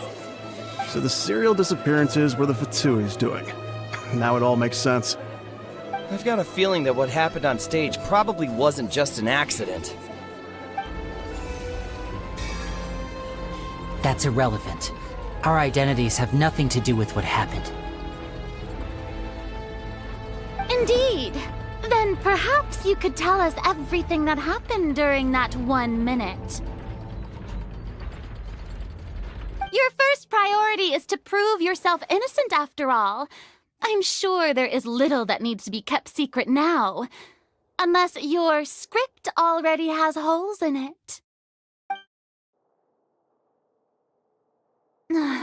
The Outlander is speechless. My, oh my, don't they look flabbergasted? Now comes the infighting and discord, I suppose. This was almost too easy. Good thing I made all those preparations. Seems the all-nighter I pulled last night is really paying off. Hey, Linny! Why didn't you tell us this before?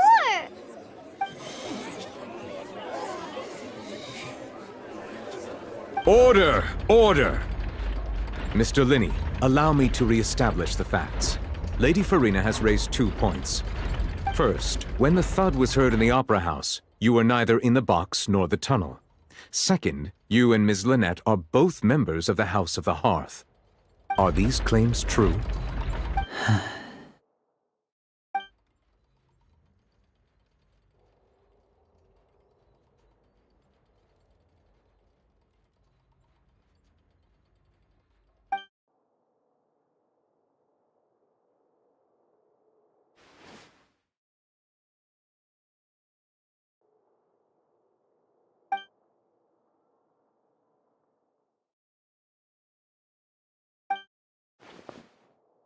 Please answer my question, Mr. Linney. I'm sorry.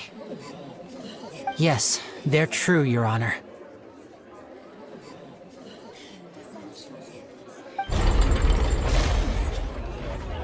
I knew it!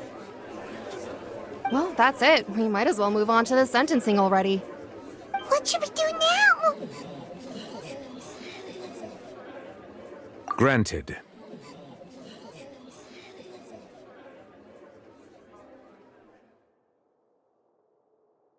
In that case, what is your request?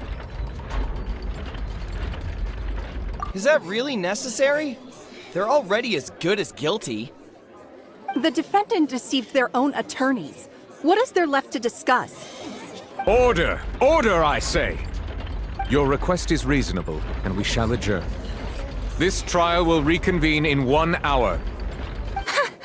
So you would stick to Mr. Linney's defense even after knowing what you do now?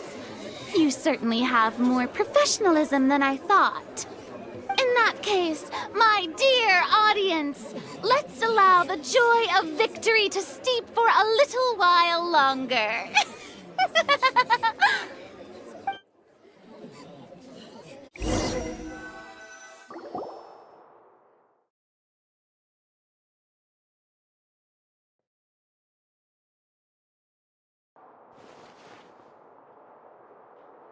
Well, this is awkward.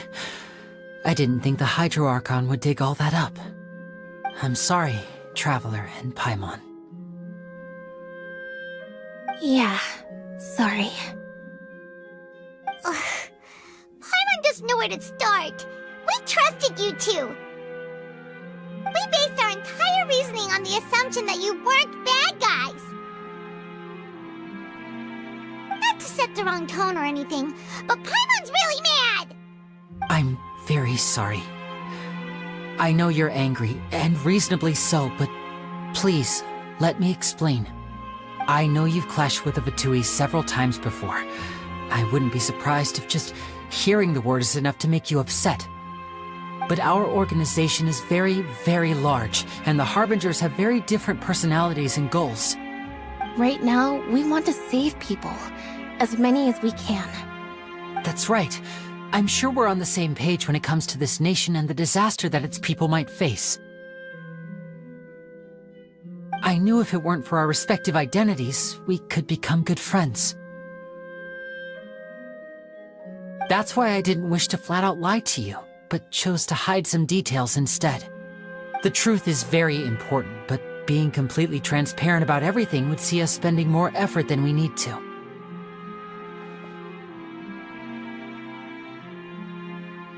Right. So, you be the judge. Heck, if I were you, I fear that I'd even struggle to trust me at this point. You met a Fatus who works as a magician, a trickster by trade. All by coincidence, too.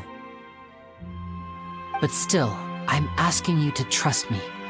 I am no criminal. At least, not in this case. Sorry. Please forgive us. Well, you both say that, but...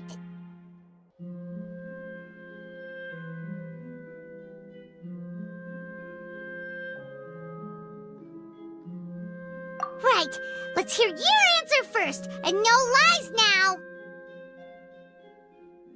Of course. I'll answer any question you ask. We've been trying to find out how the Oratrice operates. We want to know why it has a consciousness. Why can it deliver sentences accurately? During our investigations, we learned that the machine's core is beneath it. From that moment on, Lynette and I have been designing this box swap trick, with the objective of getting close to the core. Is that why you needed a whole minute? That's right. In truth, the audience would take about 75 seconds to count down from 60, while I would only need 15 to get to the opposite box. So, after jumping into the tunnel, I accessed the Opera House basement via the vent, and went to investigate the room in which the core is stored. That air vent was created during the construction of the tunnel specifically to execute this step. Well, nothing. As soon as I reached that room and was about to investigate, I heard someone's voice. Which should have been impossible, of course. I was quite certain that I was the only one in the room. That voice seemed to recognize me and tried to speak to me. I chose to err on the side of caution and retreated the way I came. On the way back, I saw the broken vase and the clothes on the ground, but the countdown was almost finished, so there wasn't time to give it any thought. After that, the homicide occurred just as you saw. Well, that explains why you didn't hear the thud. Because of that prophecy I told you about, of course. We must know all we can about this nation's secrets in order to deal with that prophesized crisis. That's the only way we can save everyone. So, there you have it. The whole truth. I swear, I didn't hide anything from you this time. It was never my wish to proceed under this cloud of mistrust either. But like I said earlier, you can be the judge. If you want to leave because you don't trust the Fatui, there's nothing I can do to stop you. Well, Traveler, you decide. Paimon will follow your lead however you choose.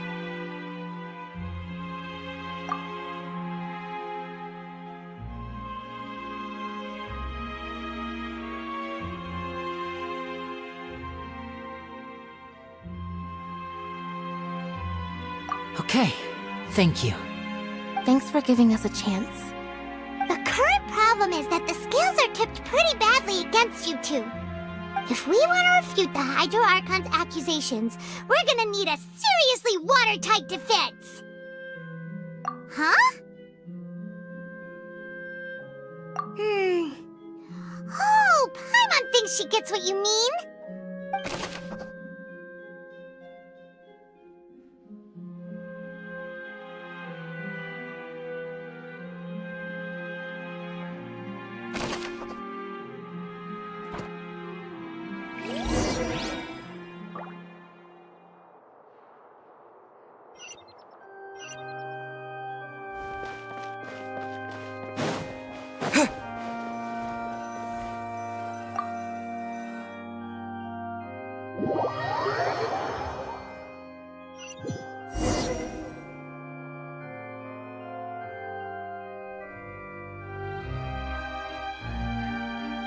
Both parties have returned to their positions. Let us continue the trial. When last we left off, Mr. Linney acknowledged the new evidence presented by Lady Farina as fact. Therefore, Lady Farina may continue stating her reconstruction of the events. Ugh, that took long enough. Now then, if everyone would lend me their attention. At this stage, let's revisit that scene from Linney's perspective.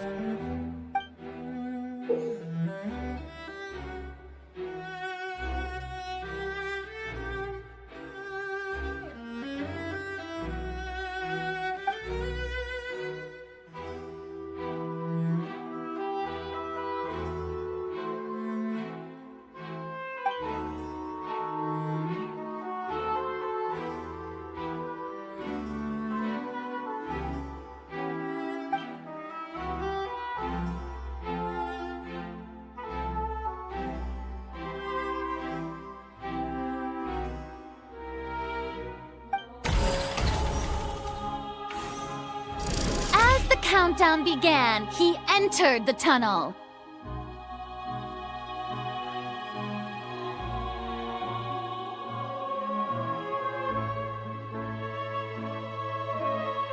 When the flatbed trolley passed, he opened the box and got into an altercation with Halsey, which caused the loud thud.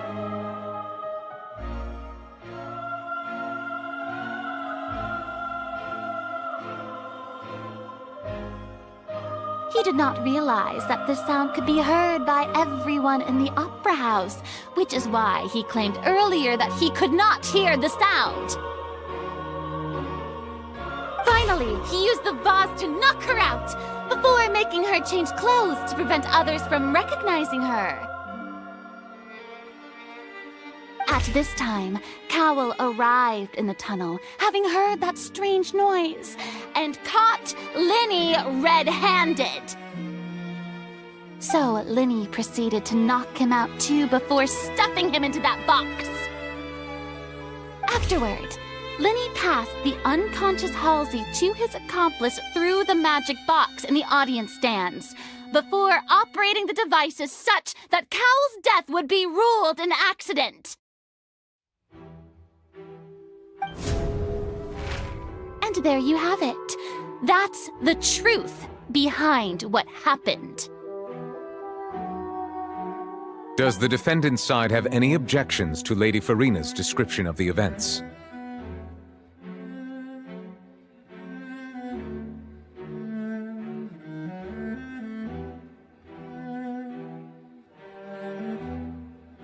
The key to refuting Lady Farina is the order of events, what Linney experienced and what he saw.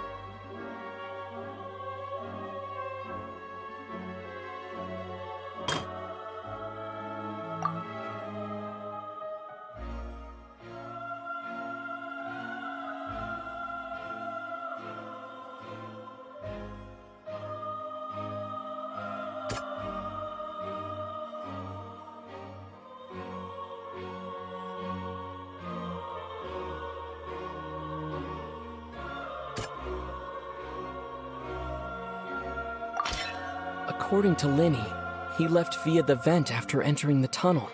He couldn't have had that altercation with Halsey.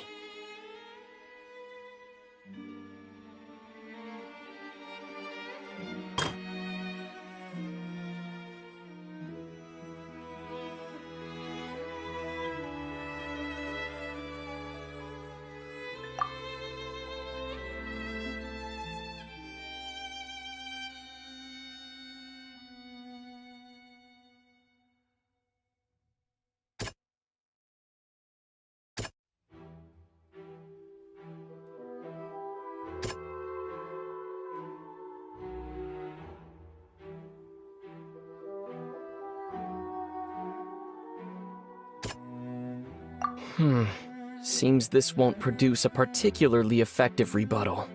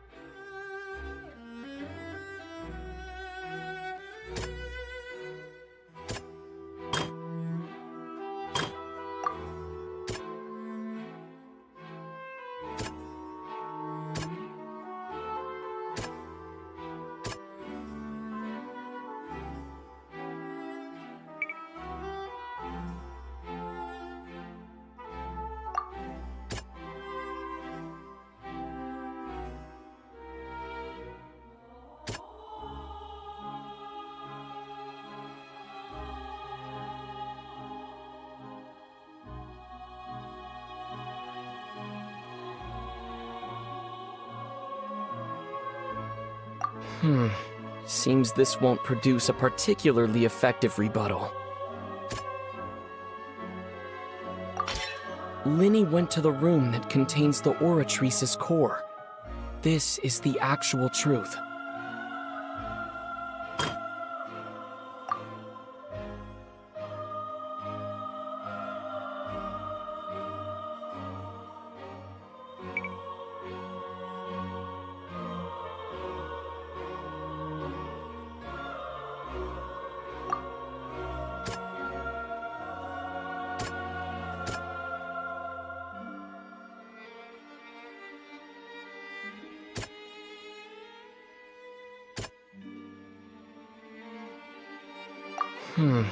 Seems this won't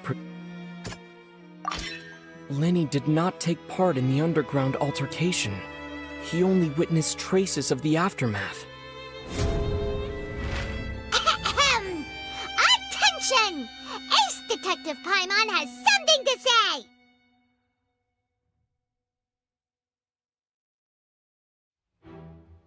When the countdown started, Linny did indeed go into the tunnel.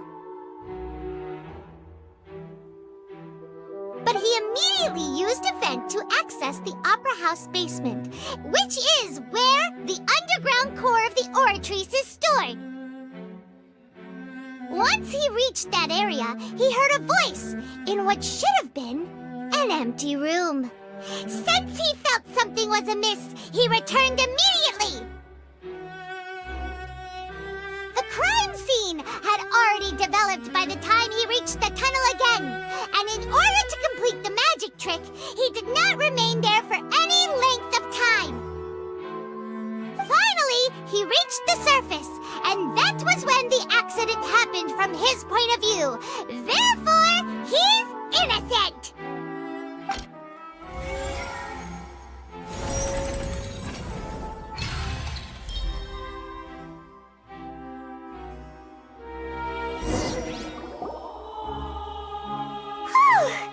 Paimon did it! Paimon actually managed to say all that! Wasn't it awesome? In other words, you believe that he knew nothing of the incident? That's right!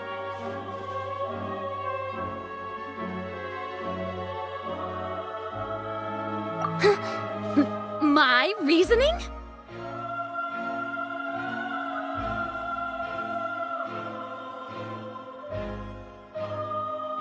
If that's the case, then if Cowell hadn't entered the tunnel, who was the entire setup meant to kill? A what you say is true, Linny only needed to kidnap the young girl to cause a new disappearance case. What would the point of killing someone on stage be? Oh, they have a point.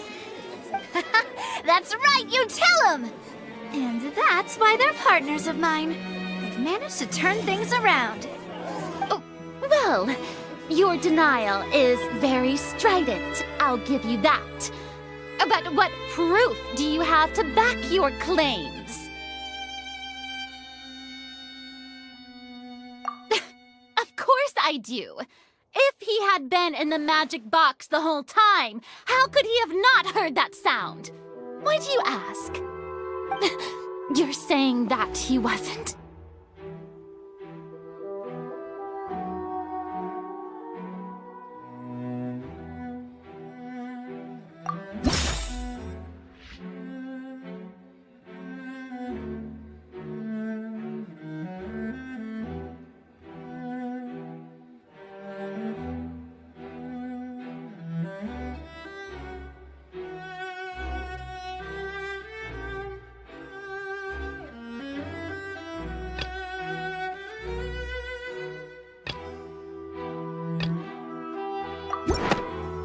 We don't need to give this more thought. Paimon thinks there's something off here.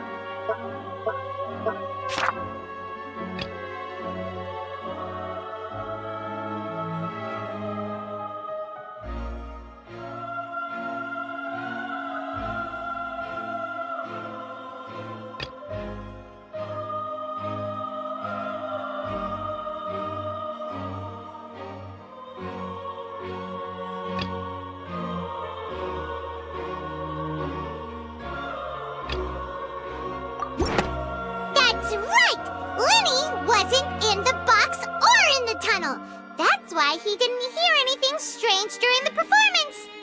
This means that when the crime happened, Linny had already entered the basement via the vent. The same clue you used to disprove his alibi has now become the best proof! How do you like that? Well played. To think you'd use such logic.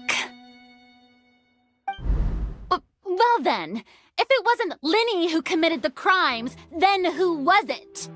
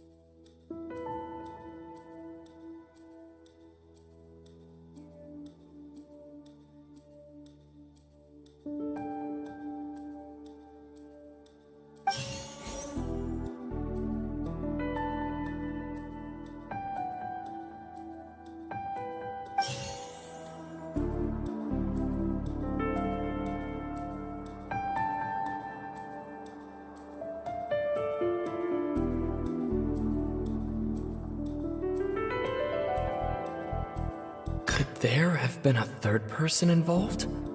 Is that really a possibility?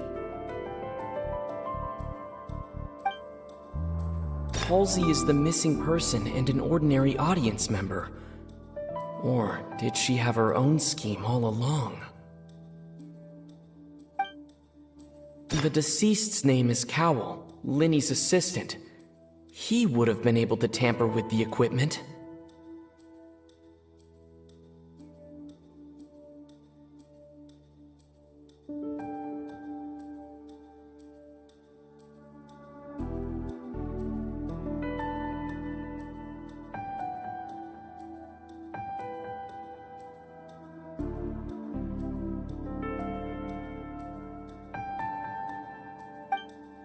Halsey is the missing person and an ordinary audience member.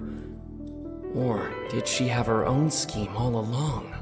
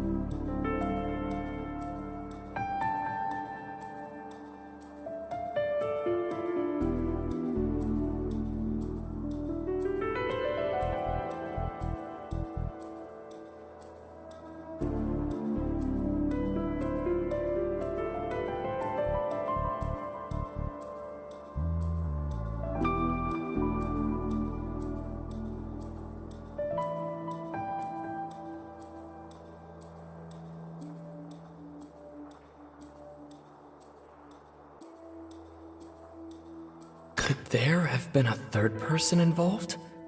Is that really a possibility?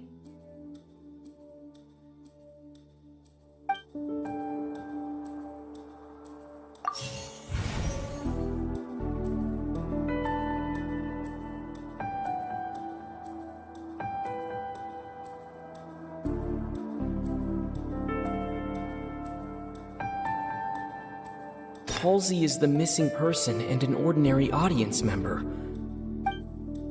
The deceased's name is Cowell, Linny's assistant. He would have been able to tamper with the equipment.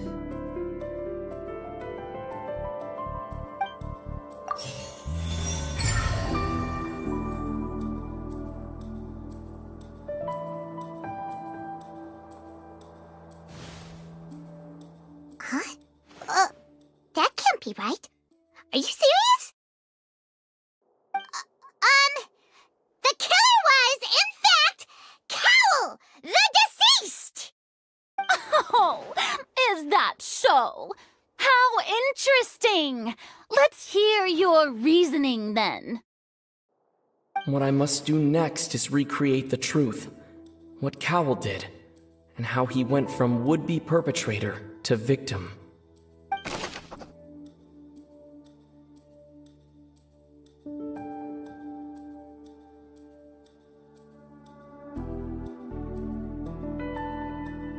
No one entered or left the opera house through its entrances. So where would the criminal have wanted to take Halsey?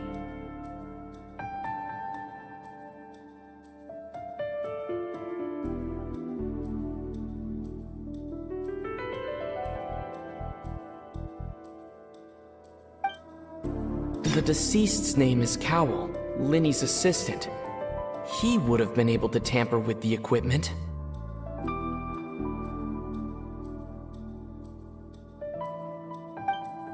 Halsey's clothing was in the tunnel, so there must have been some fear that she would attract attention.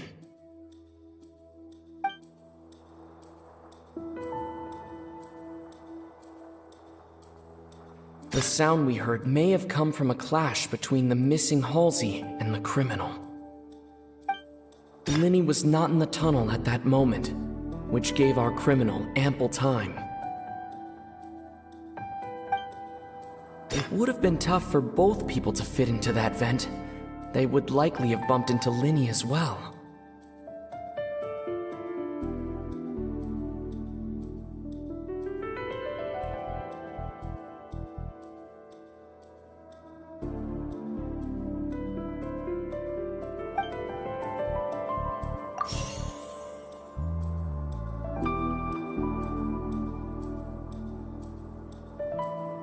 No one entered or left the opera house.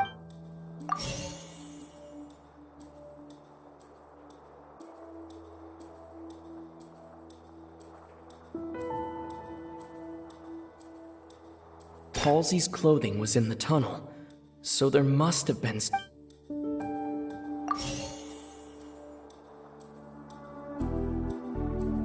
The deceased's name is Cowell, Linny's assistant.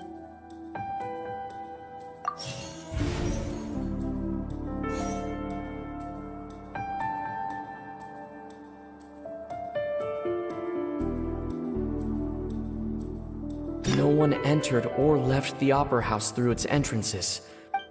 Halsey's clothing was in the tunnel, so there must have been some fear that she would attract attention.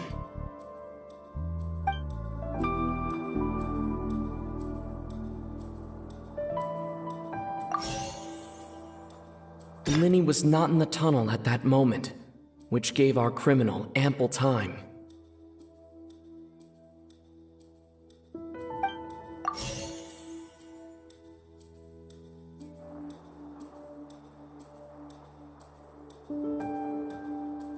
The deceased's name is Cowell, Linny's assistant. No one entered or left the opera house through its entrances. So where would the criminal have wanted to take Halsey?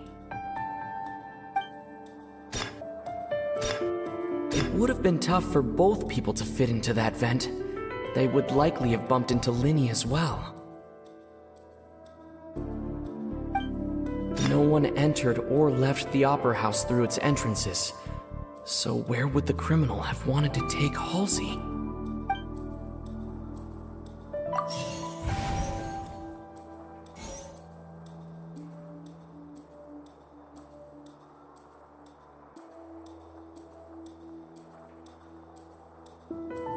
Linny was not in the tunnel at that moment, which gave our criminal ample time. The sound we heard may have come from a clash between the missing Halsey and the criminal. No one entered or left the opera house through its entrances. Linny was not in the tunnel at that moment, which gave our criminal ample time.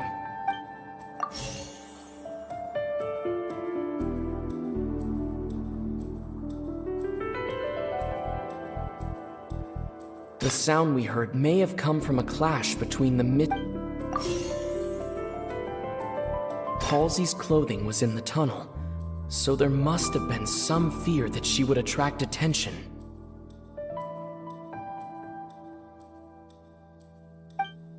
It would have been tough for both people to fit into that vent. They would likely have bumped into Linny as well. Halsey's clothing was in the tunnel, so there...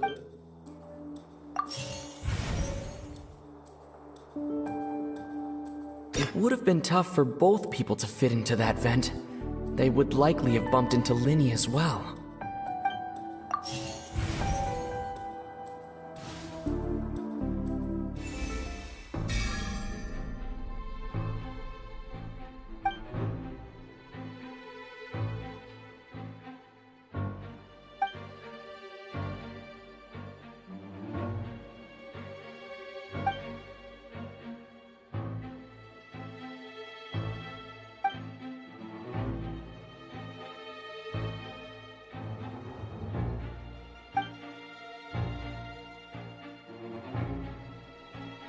What's wrong, Traveler?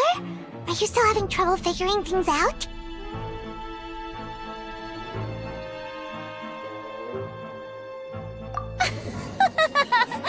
I see how it is. So this was all just a bluff. And here I thought you had something to show for it. But it seems you're still far from the truth. Look, since we're at a dead end, why not consider a different track? Just like the trick as it transpired, the end result must have been utterly different from the magician's initial design. If only we knew how Halsey disappeared. Well, that would be nice, but the tunnel only has 3 exits, and none of them seem very likely. And it's not like this is a magic trick where you can just make a real live person disappear. You know, like you did from that water tank, Lynette.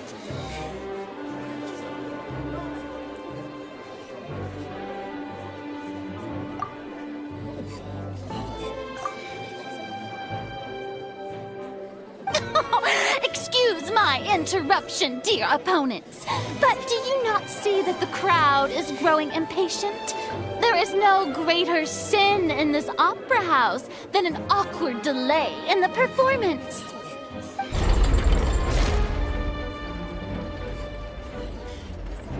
If the defense is unable to make further effective arguments, we will move on to the next stage of the trial.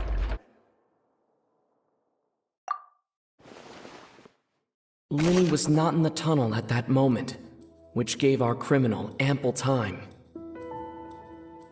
The sound we heard may have come from a clash between the missing Halsey and the criminal. The deceased's name is Cowell, Linny's assistant.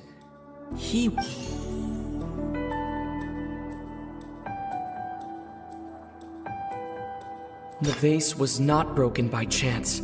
It was used to cover important evidence. The water!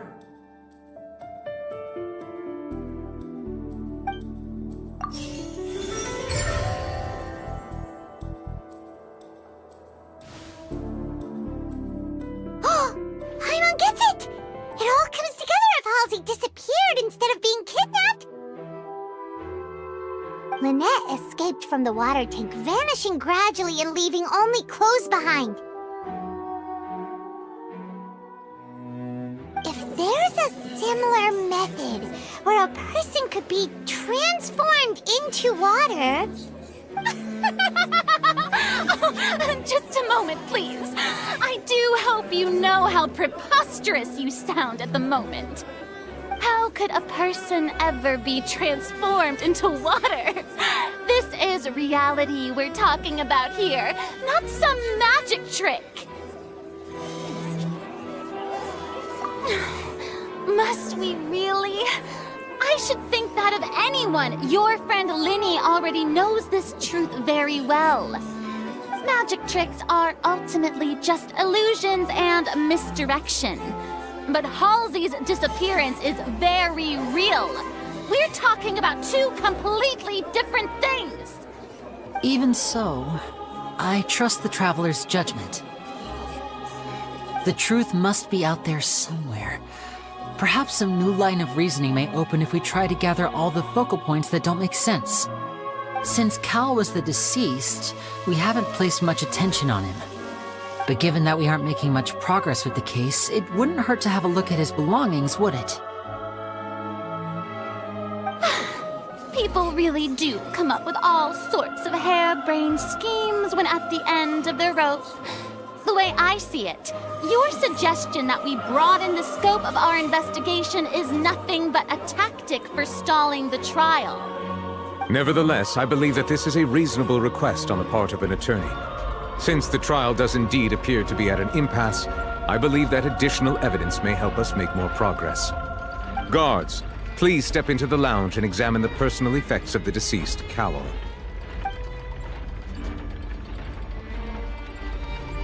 We are still examining the items, but we have already made critical progress that we feel must be shared with everyone post-haste. We discovered several test tubes of fluid within Cowell's baggage, each labeled separately. The notebook in his backpack claims that these fluids are water from the primordial sea. The primordial sea? The note's contents also indicate that Cowell belonged to an organization that sells illegal drugs and that he had an accomplice. The notebook has many entries concerning safe usage of these fluids, in which the keyword dissolve appears many times. One of these tubes was labeled Opera Epiclese, along with yesterday's date. It is empty. The notes also state that these dissolution properties work exclusively on people from Fontaine. It's likely that Halsey was chosen as some sort of test subject. As such, we believe that the defense's hypothesis is, in fact, supported by sufficient evidence. You've got to be kidding! People dissolving into water? Could something so ridiculous actually be true? Wait a moment. This reminds me of a certain prophecy, but it's just a coincidence, isn't it? Huh. If people can become water, does that mean that the water tank's real use was as a means to hide water stains? And if Cowell was targeting that girl... Wait just a minute. Could that mean... You two, with me, quick! Demoiselle, wait! What about your partners? Let's go. Just trust me. Order! Order! It is undeniable that further examination of the deceased's personal effects has yielded some surprising results, but we cannot yet verify the veracity of these clues. Still, let us assume that these clues are indeed authentic, albeit with the understanding that Ms. Halsey has yet to be found. Guards, please continue examining the items along these lines. Mr. Linney, it appears your hypothesis is supported by the evidence, so please continue speaking. Of course. Thank you, Your Honor. If we uphold this hypothesis, I believe that many of this case's seemingly unrelated clues can be connected together. Right! Like the metal hook! That one didn't make sense at all. Let's think about this. Cowell's methods must have something to do with that water from the primordial sea.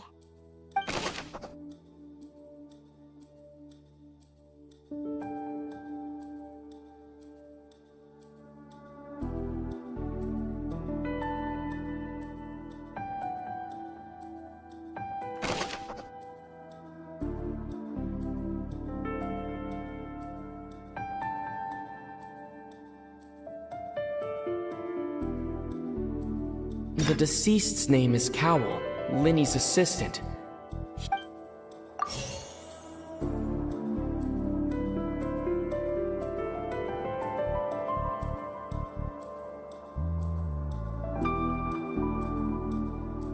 The water from the primordial sea should already have been prepped before Halsey entered the magic box. The rope that held the water tank up was lit by the fireworks and snapped. As such, the focus here is on the water and not the tank.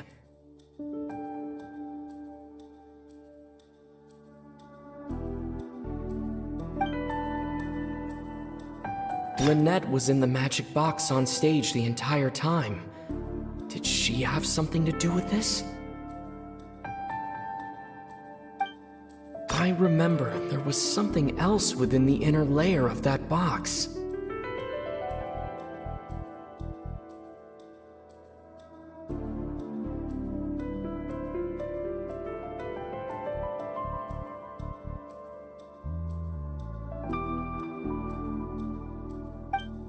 The water from the primordial sea should already have been prepped before...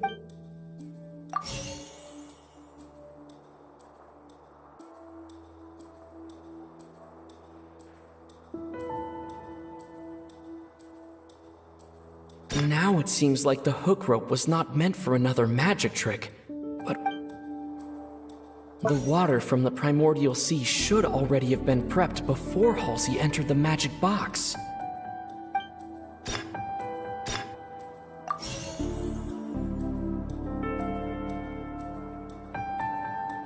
Now it seems like the hook rope was not meant for another magic trick, but was instead some form of triggering mechanism.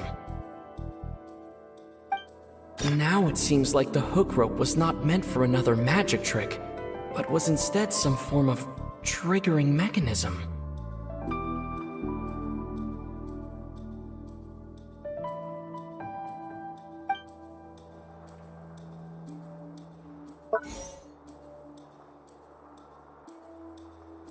Now it seems like the hook rope was not meant for another.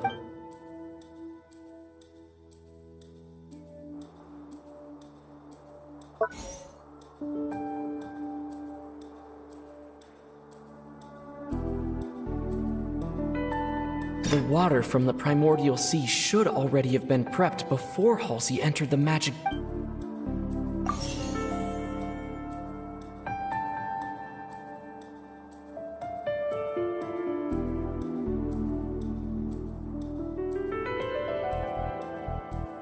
The rope that held the water tank up was lit by the fireworks and snapped. As such, the focus here is on the water and not the tank.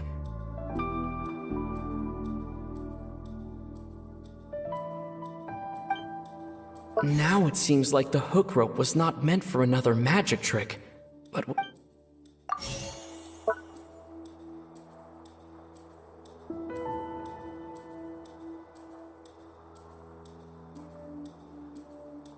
Now it seems like the hook rope was not meant for another... Lynette was in the magic box on stage the entire time. Did she have something to do with this? I remember there was something else within the inner layer of that box. Now it seems like the hook rope was not...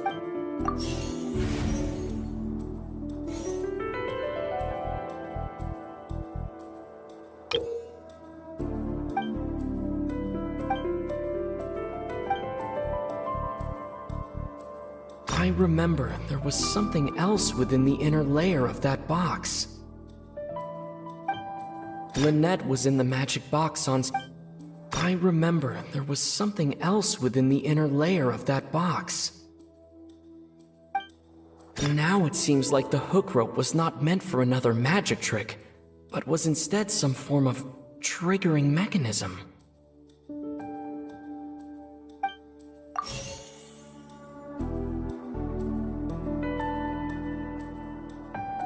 I remember there was something else within the inner layer of that box.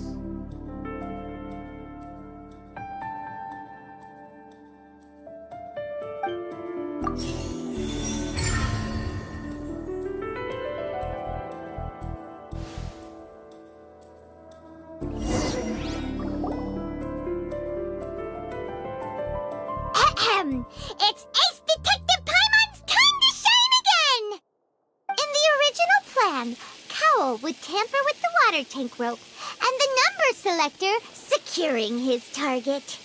When the magic box containing Halsey was lowered, the metal hook would retract gradually and pierce the balloon at the top of the box. When the balloon attached to the box popped, the water from the primordial seed inside it would pour down and dissolve Halsey. Afterward, Cowl would enter the tunnel and break the flower vase to conceal the water inside the tunnel, with the remaining evidence being covered up by the water tank on stage. But he encountered something unexpected in the tunnel and wound up being fatally hit by the same water tank he meant to use to cover his tracks. Huh, that does make sense. That actually links together a lot of the more confusing pieces of evidence.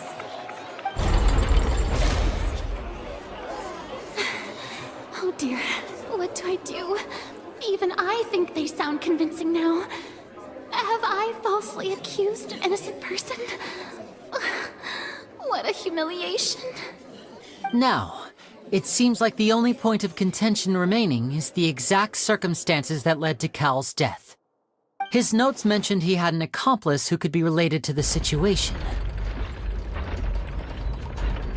On that note, the guards have just contacted me indicating that they uncovered new evidence.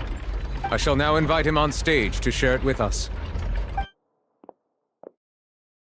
Thank you, Your Honor. We were just inspecting the luggage of the other people involved in this case. And we found an identical sample of the water from the primordial sea among Linny's personal effects. What? That can't be. Oh, I see. Well, how wonderfully comedic to have your own counterattack only to come back and wound you. Does this not clear all doubt? My dear citizens, my loyal audience, allow me to present my reasoning and bring this performance to a swift close. Linny did not need to take part in the dissolution of the young woman at all. Indeed, he did leave the scene via the vent.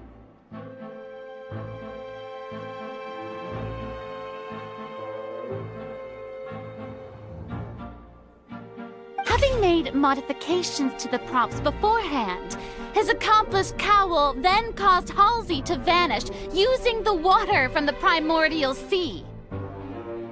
But upon his return, in cruel avarice, Linny desired sole credit and prepared to do away with his partner in crime.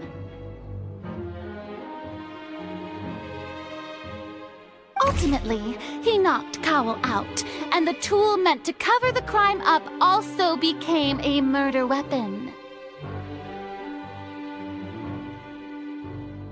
Now, as much as I regret having come to such a viciously straightforward conclusion, it does seem that the famed Fatui is quite the cold-blooded and ruthless.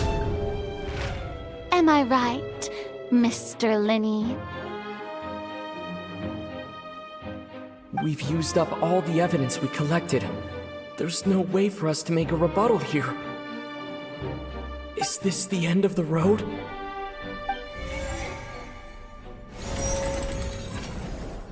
Oh no! Paimon can't think of anything either. It doesn't look like there's any way around this. Seems using the water as new evidence was too good a move. Why did this have to happen now?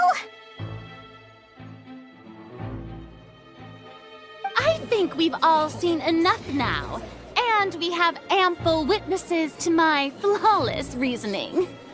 I believe this is indeed the finale. Now then, my good, noble Chief Justice, should we not, in your view, move... Excuse me, everyone, but I must interject. Miss, I must ask you not to shout, and to respect the ongoing legal proceedings. Oh, come on. Don't be hasty. I have a good reason for interrupting, you know. Now, would anyone here like to take a little break from all this debate and see a little magic? I'll show you an amazing trick. One that can bring a young woman who has disappeared back in the flesh, right before your very eyes. Please, do the honors, Mr. Linny, if you would be so kind. What in the world is she saying? No offense, miss, but miracles like that are beyond my scope as a magician.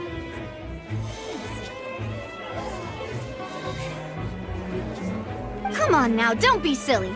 Magic is all about misdirection, isn't it? It often conceals the truth while presenting a fascinating illusion. But once everyone believes the illusion, can't magic reveal the truth to them once again? And wouldn't such a trick be the most marvelous finale to today's performance? Come on, Linny and Lynette, give it another go. Don't worry, Spina di Rosula has made the necessary arrangements on your behalf. But as the magic makers and stars of the show, I think I should leave the final performance to you. I understand.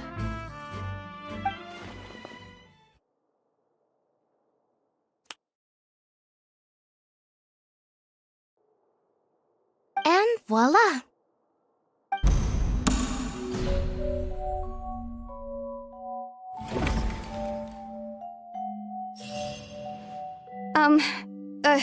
Sorry for the interruption. Wait, isn't that Halsey? So the whole thing about people dissolving wasn't true after all? To be clear, I'm only here because this person told me that if I testified, the merit of doing so would lessen my sentence. I was hiding outside this room listening to the proceedings because I was afraid that I would be the one put on trial. I was just feeling happy that no one had noticed me, and then before I knew it, she caught me. That'll teach you to underestimate us three. Where should I begin? I'm sorry. I'm the one who killed Cowl. I admit it. What? Why? Firstly, my name isn't Halsey. It's Lillian, and I'm originally from Mondstadt. I heard that Linny's show was gonna be a real thriller, but I missed the chance to buy a ticket, so I stole one. That's how I make a living. I steal stuff here and there, and I'd never been caught before. But I was noticed at the harbor a few days ago, and I barely got away. Linny was the one who caught me in the act. Hey, no wonder you look familiar. So you were the thief! Liddy even mentioned that you were pretty skilled. Well, and I thought that would have been the end of it, but then the number selector chose me. He even mentioned the Fortress of Meripede. That's a prison, isn't it? So you can imagine how shocked I was. I thought he was onto me for sure. So I played along with the show while looking for an opening to flee, but then I got water poured on me for no reason, and then someone jumped into the tunnel to nab me. I wasn't going to take that lying down, so I knocked him out and stuffed him into the box. There was nowhere to run from there, though, so I had to change my clothes and hide in a box containing performance costumes. I slipped out after the first guard arrived at the scene and continued hiding inside the opera house. Can a person even hide in there?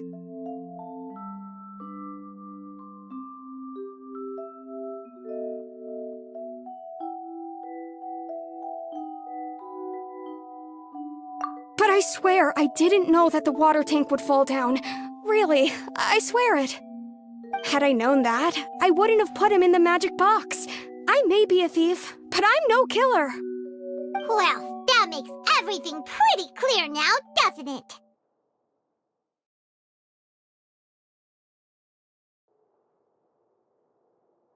This time, we need to tell the entire story from Lily-Ann's perspective.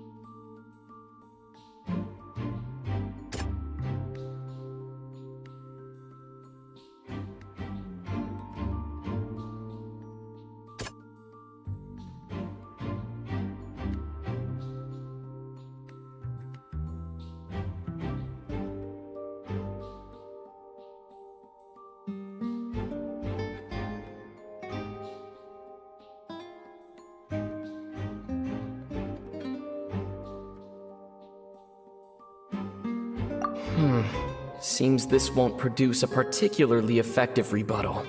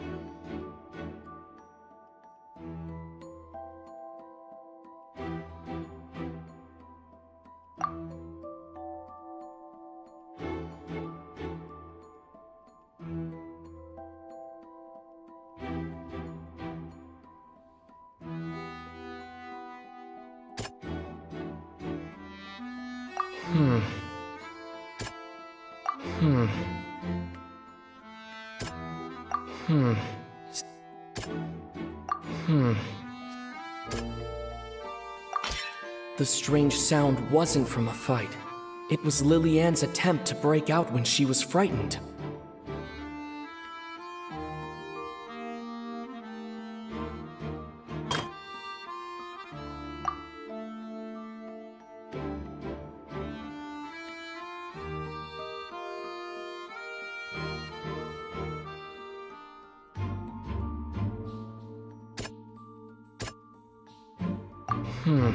Seems this... The flower vase was not broken to cover anything up, but was smashed during the struggle between Lilianne and Cowell.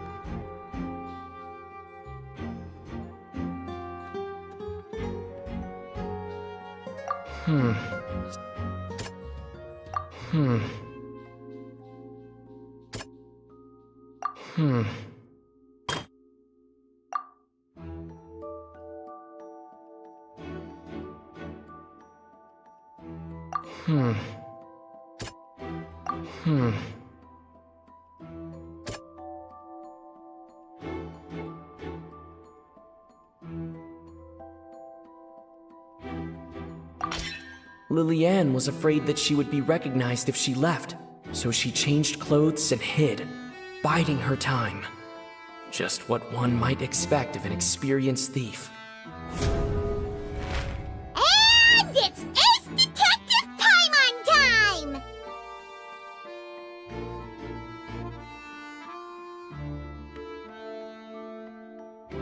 Having been selected out of the blue, Lilianne panicked. Her panic only intensified after she entered the tunnel and had water poured on her head. So she kicked the door open, producing the thud we all heard. Hearing the commotion, Cowell leapt into the tunnel, only to discover that Lilianne had not dissolved. He did not know that Lilianne was not from Fontaine, but was a thief who made her way in by stealing a ticket. Mistakenly believing that the water from the primordial sea needed time to take effect, he tried to force Lilianne back into the box.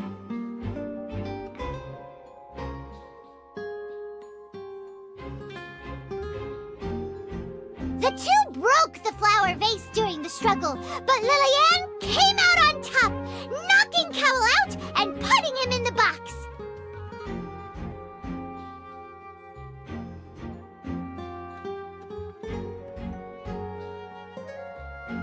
With no way of escaping, she changed her clothes and hid in the costume trunk until the performance ended.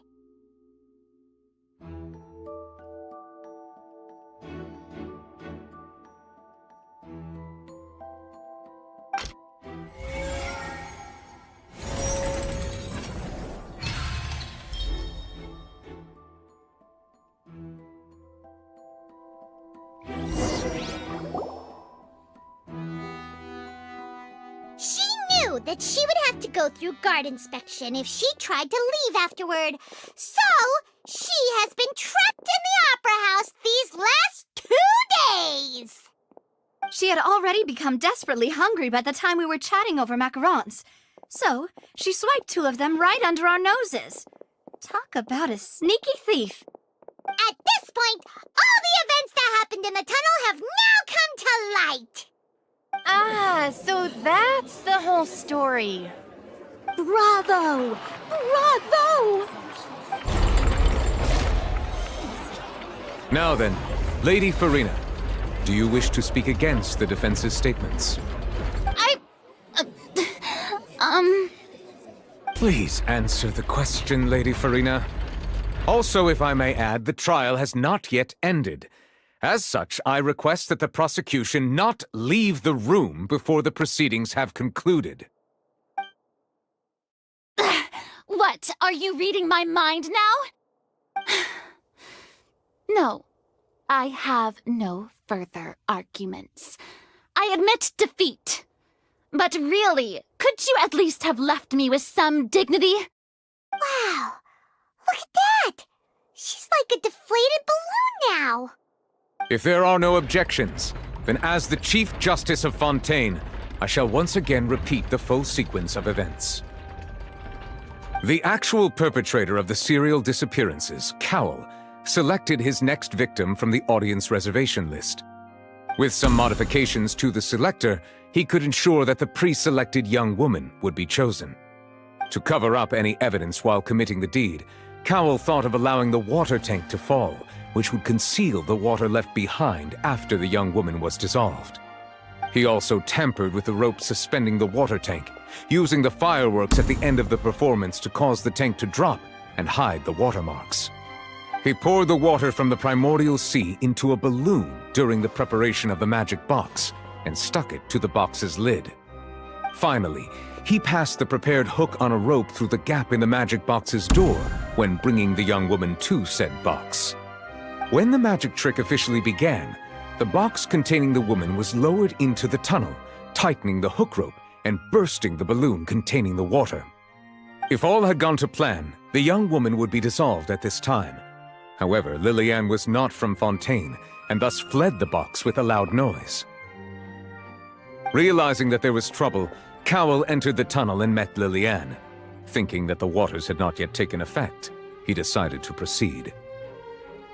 However, his opponent was more capable than he thought, and he was overcome, knocked unconscious, and placed into the magic box, and thus became his own final victim.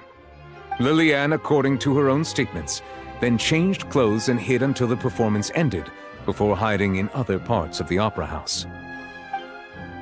As for Linny, he was in the underground structures within the opera house, and was thus ignorant of these happenings. From this reconstruction of events, we can conclude that Linny, the accused, is in fact innocent. While there is much in Linny and Lillian's conduct that should still be investigated separately, this case, at least, can be handed over to the Oratrice to make the final decision.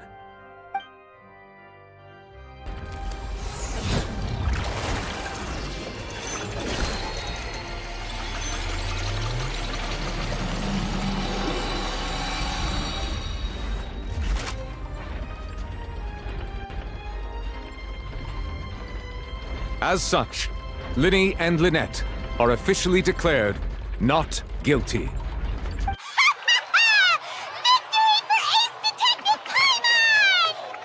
Great work, partners.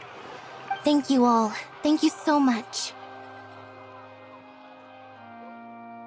Next, I think we deserve an explanation, Guard Vaughn. How did you find the water from the primordial sea in Linny's baggage? Right! Your discovery caused me to make a serious mistake, you know.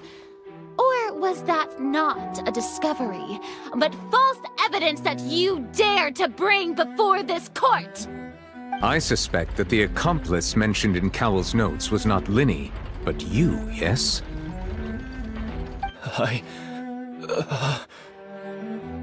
I'm sure you know what you must do to lessen your sentence. quickly! Unless you want to earn yourself a one-way ticket to Coupon Town. I was just following orders. We were supposed to place blame for the serial disappearances onto Linny, and thus cause suspicion to fall on the Fatui. The higher-ups said this was the best opportunity to do so. And now that your plan has fallen through, and the secrets of the water have been revealed, you have become a liability to said higher-ups, yes? Therefore, you would be wise to tell everything you know, and seek the protection of the guards. Yes, I'll tell you everything I know. Our boss discovered that the water can cause people to dissolve. It can also be made into a potion, which when extremely diluted, can cause people to experience unforgettable exhilaration. We've been in this business for a while now, and have made decent mora off it. The disappearances were also the boss's idea. I mean, this is the boss we're talking about.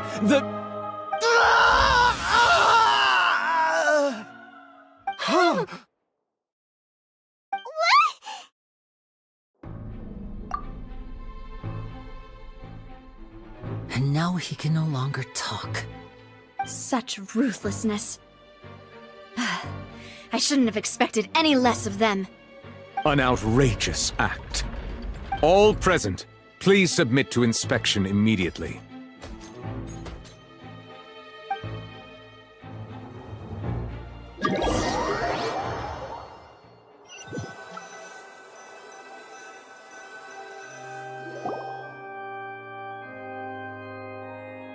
So, we're just going back now?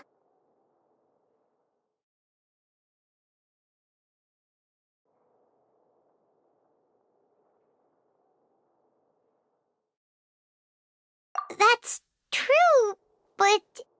Traveler, Paimon! Please wait.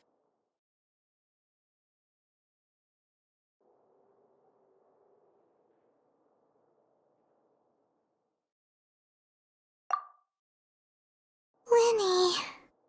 I know you may not want to speak to me right now. Maybe you don't even want to look at me. But still, let me thank you again for defending me to the end, even after you learned that I'm a member of the Fatui.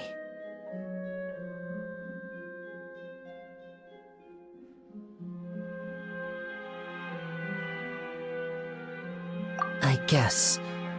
But regardless, I'd like the opportunity to set things straight. I didn't approach you with any ulterior motives or ill intent. I've spoken to you as myself, just plain Linny this entire time. As for why I'm a Fatus, it's because the goals of the House of the Hearth align with those of an orphan like me. That's all. That was how Father, who you might know as the Knave, approached recruiting us back then too. The Knave? The one who controls the House of the Hearth? She's your father? That's right. And since we're here, I was wondering, would you mind hearing a story? It's about my past. Back when our parents first died, Lynette and I were left wandering the streets.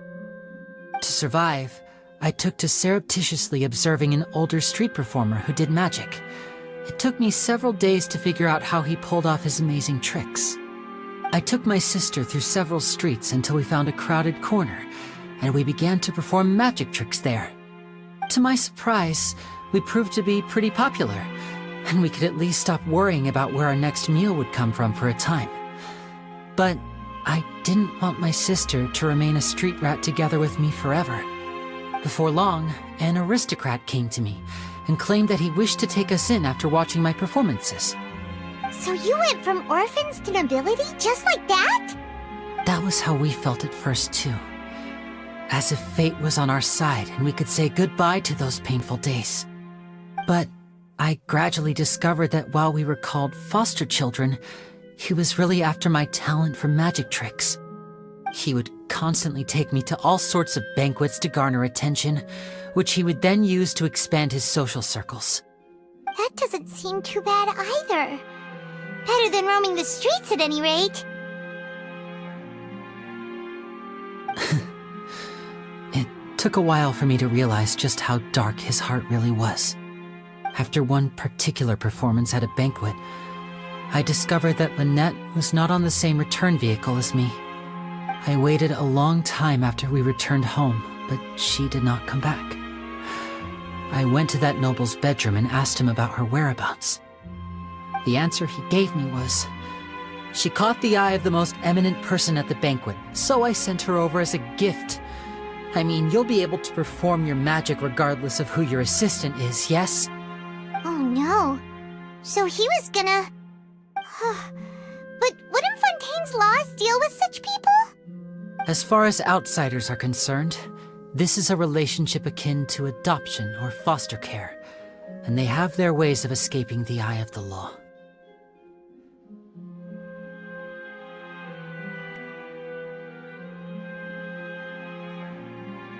I managed to ferret out the location of the mansion of that so-called eminent person and hurried through the night. But by the time I leaped over the walls, avoided the guards, and made my way in, all I saw was the moonlit ground covered in blood, and the knave standing there in the darkness. So, she'd already taken care of that guy. That's right. She had rescued my sister before she could come to any harm, and had even discovered several girls hidden in a basement, all of them orphans. Father, I mean, the knave, might have seen something in me, and so she made me an offer. The House of the Hearth welcomes you, for your interests align with ours. Here, none will ever betray you. Indeed, betrayal shall never be permitted here. I was hesitant to trust her. I mean, I had just been betrayed by nobles. But she was also quick to destroy the noble who had taken us in at first, giving us back our freedom. Oh, so that's how the two of you joined the House of the Hearth.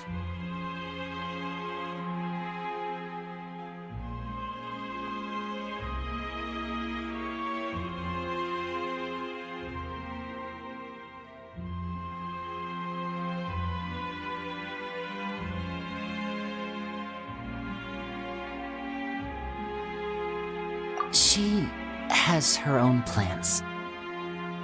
She has gained permission from the Tsaritsa to first use the Gnosis' power once she obtains it.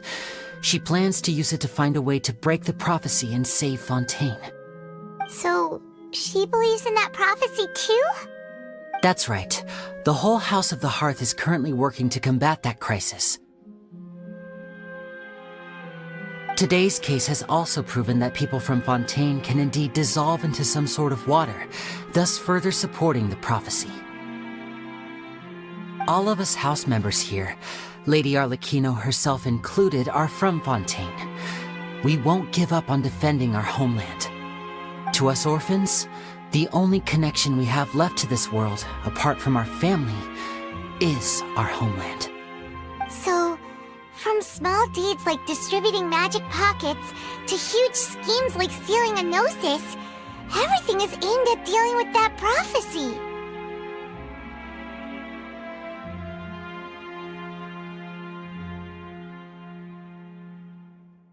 It's all right. I understand. The only thing I can do is relate all this to you.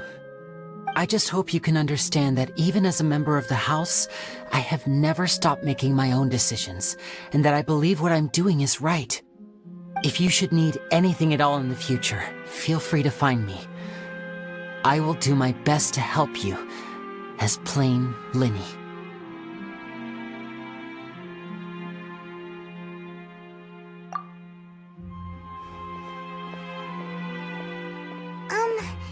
Bye, Linny!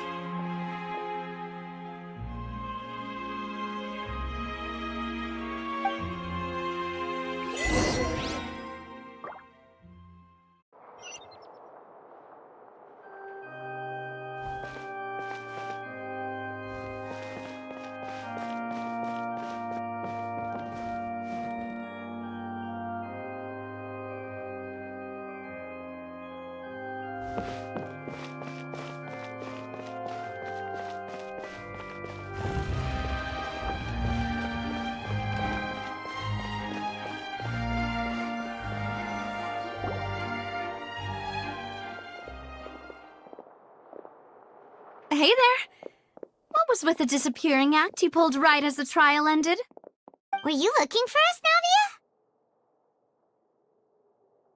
Navia? Well, this whole thing isn't exactly over, is it?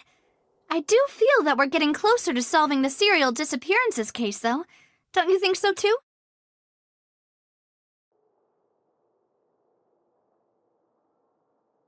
Huh? What's wrong, my dear partner?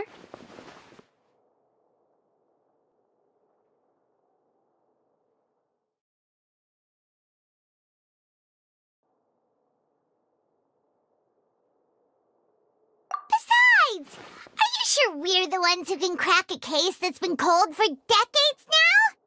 And given that there's new evidence from the trial, there should be a trail of breadcrumbs for the Hydro Archon's people to follow now, right? Ah.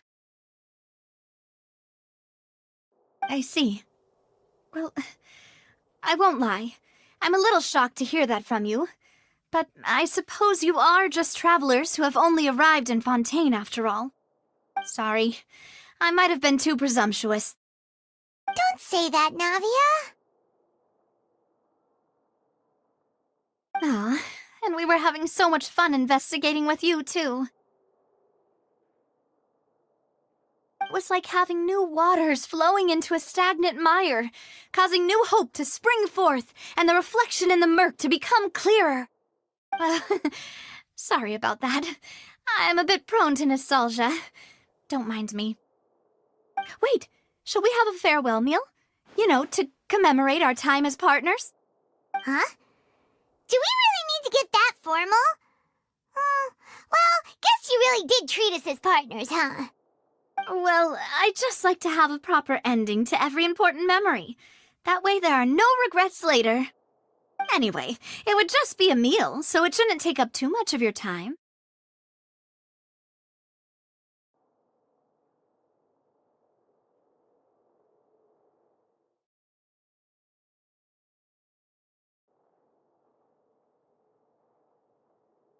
You don't have to twist Paimon's arm. If Boss Navia's treating, count Paimon in! Oh, wonderful! In that case, why don't we return to the Court of Fontaine and head to the Hotel de Boer? I believe we'll make it just in time for dinner. All right then, let's have our farewell meal!